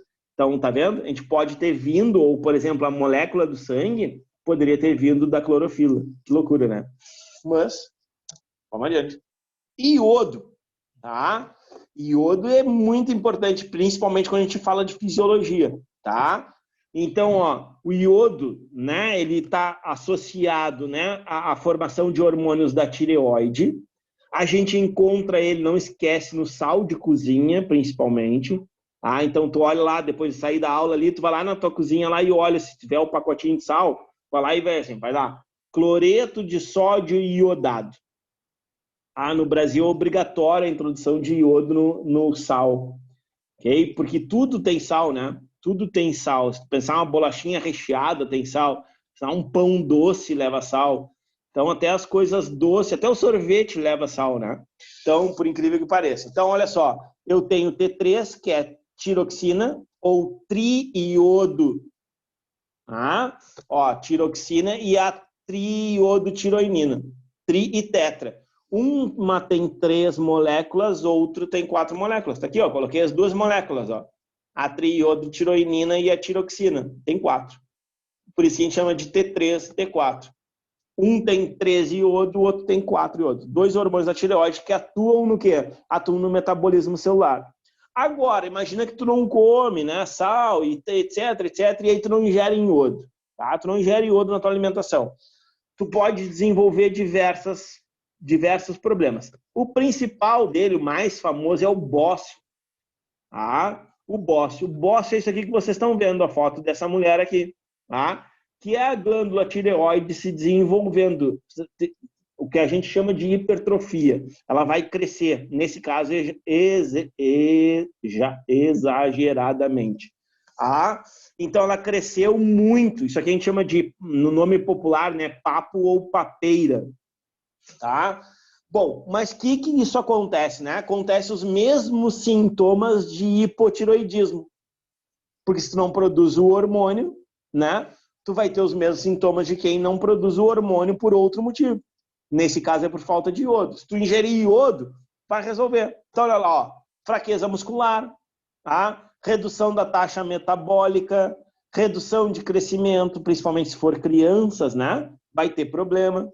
Aumento anormal da tireoide, como a gente viu ali no canto, alterações de pelo e pele, e quando a carência atinge as crianças, né, pode inclusive as crianças desenvolver o raquitismo, em alguns casos mais sérios, o retardo mental. Hoje não se chama mais de retardo, né, se chama de letargia, tá bem? Porque fica meio pejorativo, é uma expressão que se entendeu que é mais pejorativa do que propriamente qualificativa. Então, hoje se utiliza mais a nomenclatura letargia, né? Que é uma lerdeza, uma dificuldade de entendimento daquilo que a gente está vendo. Tá? Esses sintomas, ganhos de peso, né? Todos esses sintomas são sintomas de hipotiroidismo. Tu vai ver que depois, mais adiante, quando a gente chegar na fisiologia humana, né, a gente vai estudar isso aí, vai ver de novo, eu vou falar do iodo, eu vou falar do T3, do T4, vou falar desses sintomas, vou aprofundar, obviamente, como é que isso acontece. Aqui no que nos interessa é a falta dele. A falta dele vai te causar o papo ou a papeira, que é, né, o bócio, que a gente chama. Em alguns casos, eles podem até chamar, olha só, bócio endêmico. Já que está vamos dizer assim, a gente está passando por tudo isso que a gente está passando, de pandemia e coisa, o bócio é endêmico. O que é endemia? É algo que é de um local só. Então, imagina que, vamos lá, aqui, ó, Rio Grande, tá? O pessoal lá da Ilha dos Marinheiros, ok? Vamos supor que eles fossem isolados lá, tem a ponte, mas vamos supor que eles fossem isolados. E lá, os vegetais, o tipo de alimentação deles fosse deficiente em iodo. Eles iam desenvolver essa doença. Então, todas aquelas pessoas, ou a grande maioria daquelas pessoas que vivem na Ilha dos Marinheiros, por exemplo, teriam deficiência de iodo na alimentação e desenvolveriam, né, o bócio. A gente vai chamar de bócio endêmico, porque é daquela região. Tá? Cloro, né? Então aqui, ó, coloquei umas imagens aqui, né? O cloro, ele é importante para a formação do ácido clorídrico. Né? A gente não pode esquecer, o ácido clorídrico está no nosso estômago, tá? Que vai ativar ou não as nossas enzimas para fazer a digestão de proteínas, tá? Mas ele também, ó, participa da regulação ou pressão osmótica, juntamente com o sódio. Sódio e potássio são os grandes, né? Reguladores aí da osmorregulação das nossas células. Mas ele participa, ele auxilia nessa regulação, tá? Olha só, outra coisa que ele regula também, ó, a questão do ácido base. Olha aqui, ó, coloquei, sabe, para te lembrar, olha a piscina. O que se cola? Cloro, aquelas pastilhas de cloro boiando, ou se joga na piscina, ou é líquido, tá? Para controlar o pH, para deixar o pH da piscina normalmente ácido. Né? Não muito, né? Mas por quê? Porque do baixo pH não desenvolve micro-organismos. Algas, por exemplo, a piscina não fica verde. Isso acontece em clubes, né? Quando tem muita movimentação, até mesmo na casa, quem tem piscina em casa, passa assim, ó, lá no verão, inverno, se tu não tratar o ano todo, vai desenvolver alga. Aí tu te pergunta assim, pô, de onde é que veio essa alga, né? Da água, da nossa água, a água que a gente bebe. É por isso que eles colocam cloro também na nossa água. Ah, às vezes ela vem com um cheiro até forte, às vezes até mancha, tu vai lavar roupa e ela mancha, desbota as roupas, as camisetas, principalmente coloridas, porque vem com excesso de água, principalmente no verão. Ah, por que no verão? Porque no verão tem menos chuva, desculpa, tem mais chuva, mas as pessoas usam mais, né? Mais água e aí acaba faltando. E aí eles colocam mais cloro, acaba concentrando mais o cloro. E aí dá aquele cheiro forte, às vezes até gosto forte da água, para quem toma água assim. Ah, olha só, também secretado na mucosa gástrica, como eu tinha, né, já falado, né, e dando a acidez ou o pH ideal, que é entre 2,5 e 3,5, para ativação das enzimas. Coloquei essa outra imagem, deve estar pensando aqui, pô, o que é isso aqui, os caras tocando fogo, isso aqui é a imagem da Primeira Guerra Mundial. Ah, ok? Primeira Guerra Mundial. Se utilizava o cloro, assim, ó, como tu está vendo aí, para afastar os inimigos. Porque todo mundo já tomou banho em piscina, né? Ou que arde os olhos. Ah, tu vai mergulhar lá e arde os olhos. Então, tu imagina com fumaça. Os caras vindo te atacar. Aí tu começa a queimar cloro. Era utilizado como uma arma química. Ah, não, vamos dizer assim, não cancerígena, mas aí, por exemplo, tu não conseguia enxergar. Olha só. Ah, só a nível de curiosidade, não esquece que já caiu algumas coisas assim, sabe? Falando de bombas, né? E tudo mais, tá? Esse é o cloro. Menos importante que os outros, né? Ó, potássio, né? Então, potássio muito importante. Bomba de sódio e potássio, regulação osmótica e tudo isso aqui que a gente vai conversar, tá? Então, ó, interfere na quantidade de água dos rins. Ah, então por quê? Porque, como eu falei, regulação, né? Então ele participa dessa regulação, a gente chama de filtrado glomerular, tá? Que é o que vai formando, ainda não é urina, mas é o que vai formando a urina. Então ele o sódio, ele o potássio, o cloro auxilia, né? Vão ficando passando, sai e volta, para regular a quantidade de sais que tem que sair, a quantidade de água que tem que ficar no nosso corpo. Ah, bomba de sódio e potássio, olha aqui, ó, necessário para os impulsos nervosos, tá? Reduz a pressão arterial, existe, a gente chama de sal diet, não sei se vocês já ouviram falar, o sal diet, que ao invés de ser cloreto de sódio, é o cloreto de potássio, tá? É o KCl ao invés de o NaCl. Então, pessoas que têm problema de pressão, tá? Se indica que utilizem esse outro tipo de sal, que é o KCl. Olha só, controla os pulsos, né, do coração, né, como tem a ver com o sistema nervoso e a bomba de sódio e potássio, a condução do impulso nervoso. Necessário para também, ó, participar do equilíbrio ácido-básico, do organismo, tá? Essencial para a síntese de proteínas e do ácido nucleico, ok? Função de contração e relaxamento muscular. Lembra? Todo mundo já ouviu falar, come banana que não te dá cãibra, tá? Tá aqui ele, ó, ok? Ajuda aos pulmões a eliminar o dióxido de carbono. Tudo isso devido ao que, ó, a regulação, tá? Regulação interna e externa das células. Ele vai estar sempre, depois lá na bomba de sódio e potássio, tu vê, era tudo isso que estava dizendo. Era aquela coisa que entra 2 sódios, saem 3, entra 2 potássios, saem 3 sódios da bomba de sódio e potássio. Tem tudo a ver com isso aqui. E por último, ó, a regulação hídrica corporal. Então, olha só, o primeiro aqui, ó, o primeiro item intervém nos processos do filtrado, com o último tem tudo a ver. Tá? Eu gostei dessa imagem aqui, que ele é bem completo, assim, sobre o potássio, que normalmente a gente só fala assim, ó, condução do impulso nervoso e regulação e osmorregulação, ponto. Aqui trouxe bastante coisa, relaxamento das fibras musculares. É o que normalmente vem, é o que deve estar lá na tabela. E aqui eu estou te dando outras coisas, né, para a gente conseguir ampliar um pouquinho o que ele vai atuar, tá? Posso ir? Adiante? Ô, Elton, mas para cair assim mais específico, mais é vestibular, né? Tipo, qual é a função de cada um, tipo na católica, né?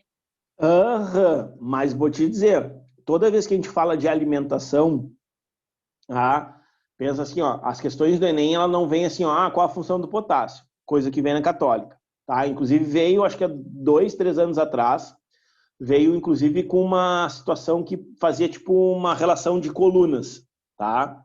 Agora, por exemplo, assim, ó, no Enem eles vão te dizer assim, ó, que alimento abaixo tem é mais saudável, entende? E por quê? Sei lá.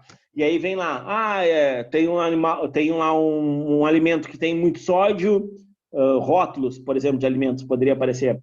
Tem um outro alimento que é rico em, sei lá, em LDL, colesterol, que é o ruim, né? Desculpa, que o HDL, tá? Que é o ruim. Tem não sei o quê, e aí tem um lá que tem sal. Só que aí ele fala lá que é o cloreto de potássio, e não o cloreto de sódio, que é o NaCl, que é o sal de cozinha. Que é o que a gente chama de sal diet. E aí tu vai ter que escolher dentre essas, entendeu? Então esse, teoricamente, faria menos mal para uma pessoa hipertensa.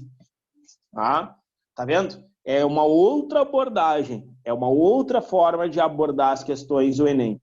Então eles vão dar toda uma historinha e para tu ter, lembra sempre assim, ó, o Enem é uma resolução de problema. Eles vão te dar uma situação e nas respostas pode estar a solução do problema. Ele vai te dar, uma pessoa, 42 anos, hipertenso, com colesterol alto, não sei o que. Qual das opções abaixo seria a dieta mais indicada para essa pessoa? Tu entende? E aí tu vai ver, se ele é hipertenso, ele não pode comer sódio. Se ele também tem problema de glicose, ele não pode comer um alimento rico em carboidrato. Se ele... Bom, então eu vou ter que escolher nesses aqui aquele que não tem carboidrato e que não tem sódio. Tu entende? Eu prefiro a abordagem do Enem, tá? Embora entenda que é mais fácil a do vestibular. Tá? Por uma questão até que eu comentei ontem. A gente brasileiro, tá? A gente tem uma grande dificuldade de entender a ciência. E aí, quando eu falo entender a ciência, não é isso aqui, é tu interpretar cientificamente as questões, que é o grande problema. Eu acho, se eu não me engano, não sei, porque aí deu erro lá, não sei se eles botaram mal.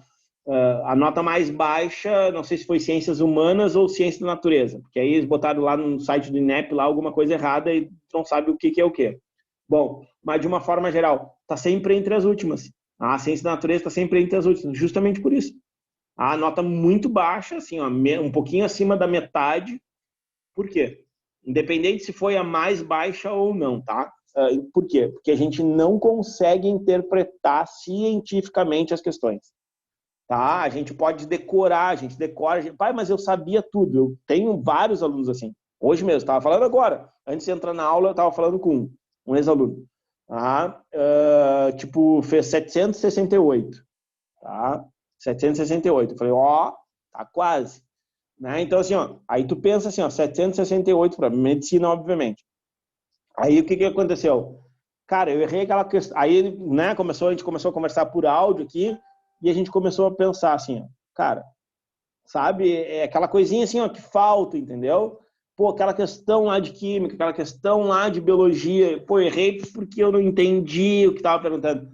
E aí faz parte, entendeu? É um dia que tu vai ter que ir lá acertar o máximo que tu pode. De repente tu não tá bem naquele dia, e aí tem um monte de coisa que é associada a isso. Mas é isso que eu quero chamar a atenção de vocês. É um detalhezinho, sabe? É aquela questão da interpretação. Eu não entendi o que eles estavam perguntando. E quando o professor vai lá e te explica, tu assim, era isso. Entende? Isso é o que a gente chama... Tem uma nomenclatura que a gente utiliza na ciência que é alfabetização científica. Tá? Então, no Brasil, nós, no mundo, somos classificados devido às nossas notas, principalmente nas avaliações internacionais, assim, a gente é classificado como analfabetos científicos. Tá? Ou seja, a gente lê, escreve, responde, mas a gente não sabe por que é aquilo. Tá? Ou a gente não sabe interpretar por que é aquilo. Tá? Então, isso mas não é o Elton que está falando, tá? Isso aí é uma classificação mundial assim, que se tem, aquelas provinhas, aqueles negócios que eles fazem, aquelas avaliações. Tá? Vamos adiante. Dúvida aqui ou não? O potássio, magnésio. Tá? Então, ó, magnésio no nosso corpo, ele desempenha algumas funções importantes, né? Sem magnésio, sempre vamos pensar no sem, né? Sem magnésio, então, né? Cãibras, lembra? Ele participa lá da contração muscular, tá? Sono irregular e déficit cognitivo, ou seja, de aprendizagem, tá bem? Constipação. Constipação é prisão de ventre, tá? Se aí, no caso, né, tu tem magnésio suficiente no alimento, tá bem? Então, tu vai ter funções de nervos e músculos tranquila, diminuição de dor de cabeça e cansaço e melhorias no sono. Tá? Não adianta tomar 1 litro aí de leite de magnésio, aquele, que tu não é sonífero, tá? Não é adiantar, vai dar uma diarreia dos infernos, mas daí relaxa. E aí nós temos, né, olha só, o magnésio nos tipos diferentes de clorofila, tá vendo? Ó, clorofila A, clorofila B, né? Tem outros tipos de clorofila também, e tem a bacteriofila, que é das bactérias. Bactéria não tem clorofila, tá? Que são as cianobactérias, que também fazem fotossíntese. Mas olha lá quem é que aparece, o magnésio. Por isso, lembra que a gente estava falando, ó, em termos evolutivos, ó, poderia ser, né?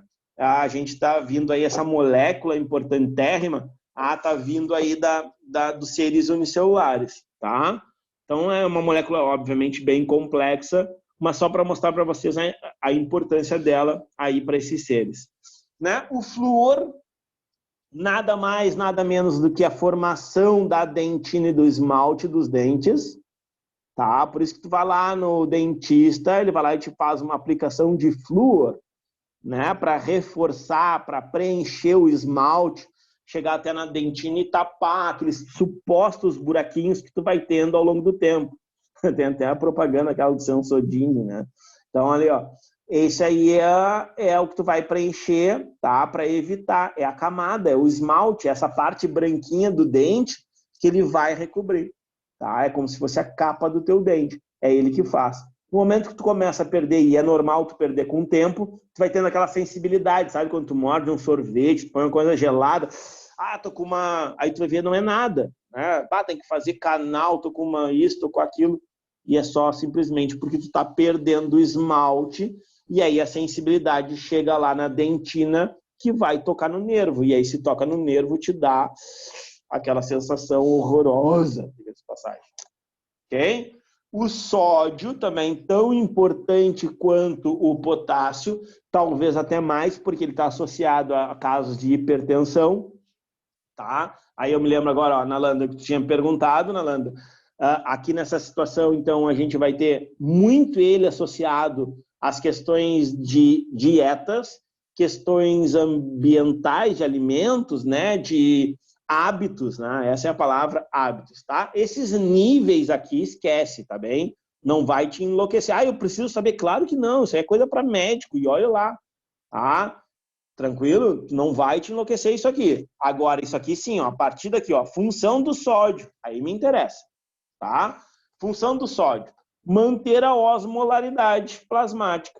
que é a osmorregulação, que é a intercompressor. Bomba de sódio e potássio faz isso, sódio e potássio. Ó, são regulados fatores e mecanismos neurais, pulmonares e renais. Aqui pulmonares quer dizer hormônios, tá bem? Regulam a osmolaridade, volume, olha, intravascular. E aí, ó, olha os vasos aqui sanguíneos, ó. Olha aqui pro tio Elton, olha. Agora sim, tá? Então, olha aqui, ó. Aumenta, cai a pressão. Diminui, aumenta a pressão. Quanto maior a área, menor a pressão. Quanto menor a área, maior a pressão, tá? Então, a pressão arterial e a ingestão de sódio e a água. Tem tudo a ver. Tu vai reter mais líquido, aquele que eu falei, ó, aperta lá, né? Se ficar esbranquiçado e custar voltar para o local, tá? Tu pode estar com excesso de sódio. Dores de cabeça pode estar associado ao excesso de sódio. Pô, Elton, mas eu nem como nada com sal. Aí tu vai me dizer, tá, me diz qual é a tua alimentação. Ah, comi bolachinha recheada, comi não sei o quê. Aí tu olha lá, tem sódio. Mas não tem sal, era doce. Pois é, mas tá rico, empapado. Sódio até não querer mais, tá? Aqueles dois que eu tinha falado para vocês, zinco e cobre. O zinco, né, agora cada vez mais na moda não, né, mas sempre teve, mas principalmente para pessoas idosas e pessoas que estão aí, ó, prestando vestibular, Enem, vou tomar zinco porque faz bem para o cérebro, é verdade. Ele regula algumas funções cerebrais, tá? Principalmente a atividade, tá? Então, olha só, ajuda na cicatrização, interfere na produção de hormônios, tá? Reduz a incidência e a gravidade de diarreias e doenças respiratórias. Então, olha o momento que a gente está vivendo, né? Com Covid, com não sei o que mais. Então, o zinco é bom. Zinco, vitamina D, né? São importantes aí para a regulação, principalmente para se proteger, né? Para deixar a nossa imunidade sempre bem ativa, tá? Olha só, deficiências de zinco pode prejudicar o crescimento, né, principalmente em crianças, né? E aí alterações na língua que podem levar à falta de apetite, redução do olfato e paladar. Tá vendo? Olha o Covid, hein? Não é um dos sintomas esses aí? Não, né? Alguns dos sintomas. Então, o zinco tendo... Claro, tu pode tomar 1 quilo, nem sei se toma 1 quilo. Mas tu pode ingerir 1 quilo aí de zinco. Se tiver que te pegar e te fazer mal, né, ou te dar os sintomas dessa doença aí, ela vai te dar, tá? Então, a gente tem aqui alguns locais que a gente encontra, né, nozes, carne bovina, feijão, espinafre, coisa boa. Abóbora, cogumelos, acho que é babá. Cogumelo, então, tá? Tranquilo? Não é daqueles assim, ó, importante, ele também atua aí na atividade cerebral, tá? E aí, para encerrar, ó, o cobre, ok? Pouco falado, mas que já tem aparecido, né, em vestibulares ainda. Ó, por quê? Porque ele atua como um cofator de enzimas. Ele se associa às enzimas para que essas enzimas possam ser ativas. Então, as enzimas, lembra do modelo chave-fechadura das enzimas? Bom, o que acontece no modelo chave-fechadura das enzimas? Elas, às vezes, a chave está assim, ó, fechada, e ela precisa de um ativador. E aí ela abre e ela consegue ativar, né, ou se conectar naquilo que ela precisa para ser ativa, tá?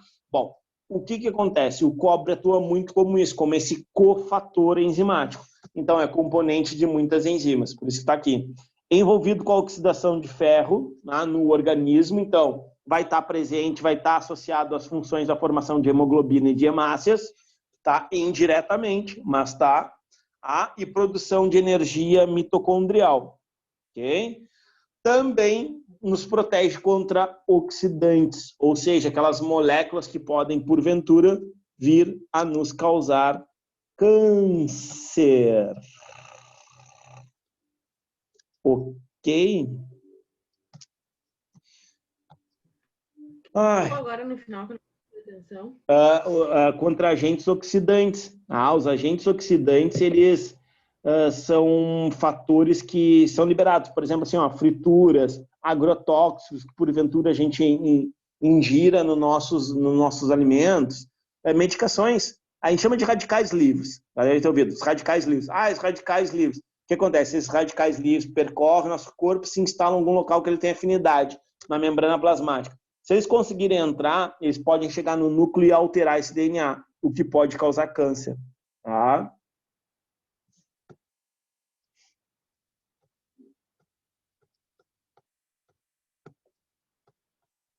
Dúvidas? Todas? Nenhuma? Ué, o que é isso aqui? Falem comigo.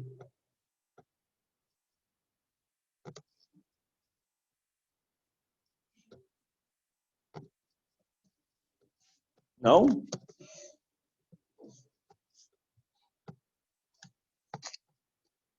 Então tá, né? Nos vemos amanhã. Vou postar aqui agora. Tudo tranquilo por enquanto, tá bem? Vou postar agora ali no YouTube e depois já mando o link para vocês. Tá?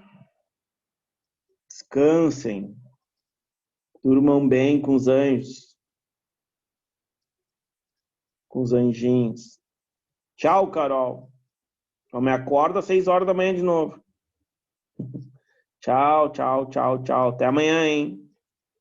Força na peruca, hein? Falta pouco agora pro Enem. Falta pouco. Tá? Boa noite, boa noite, boa noite, boa noite, boa noite, boa noite, boa noite. Tchau, tchau.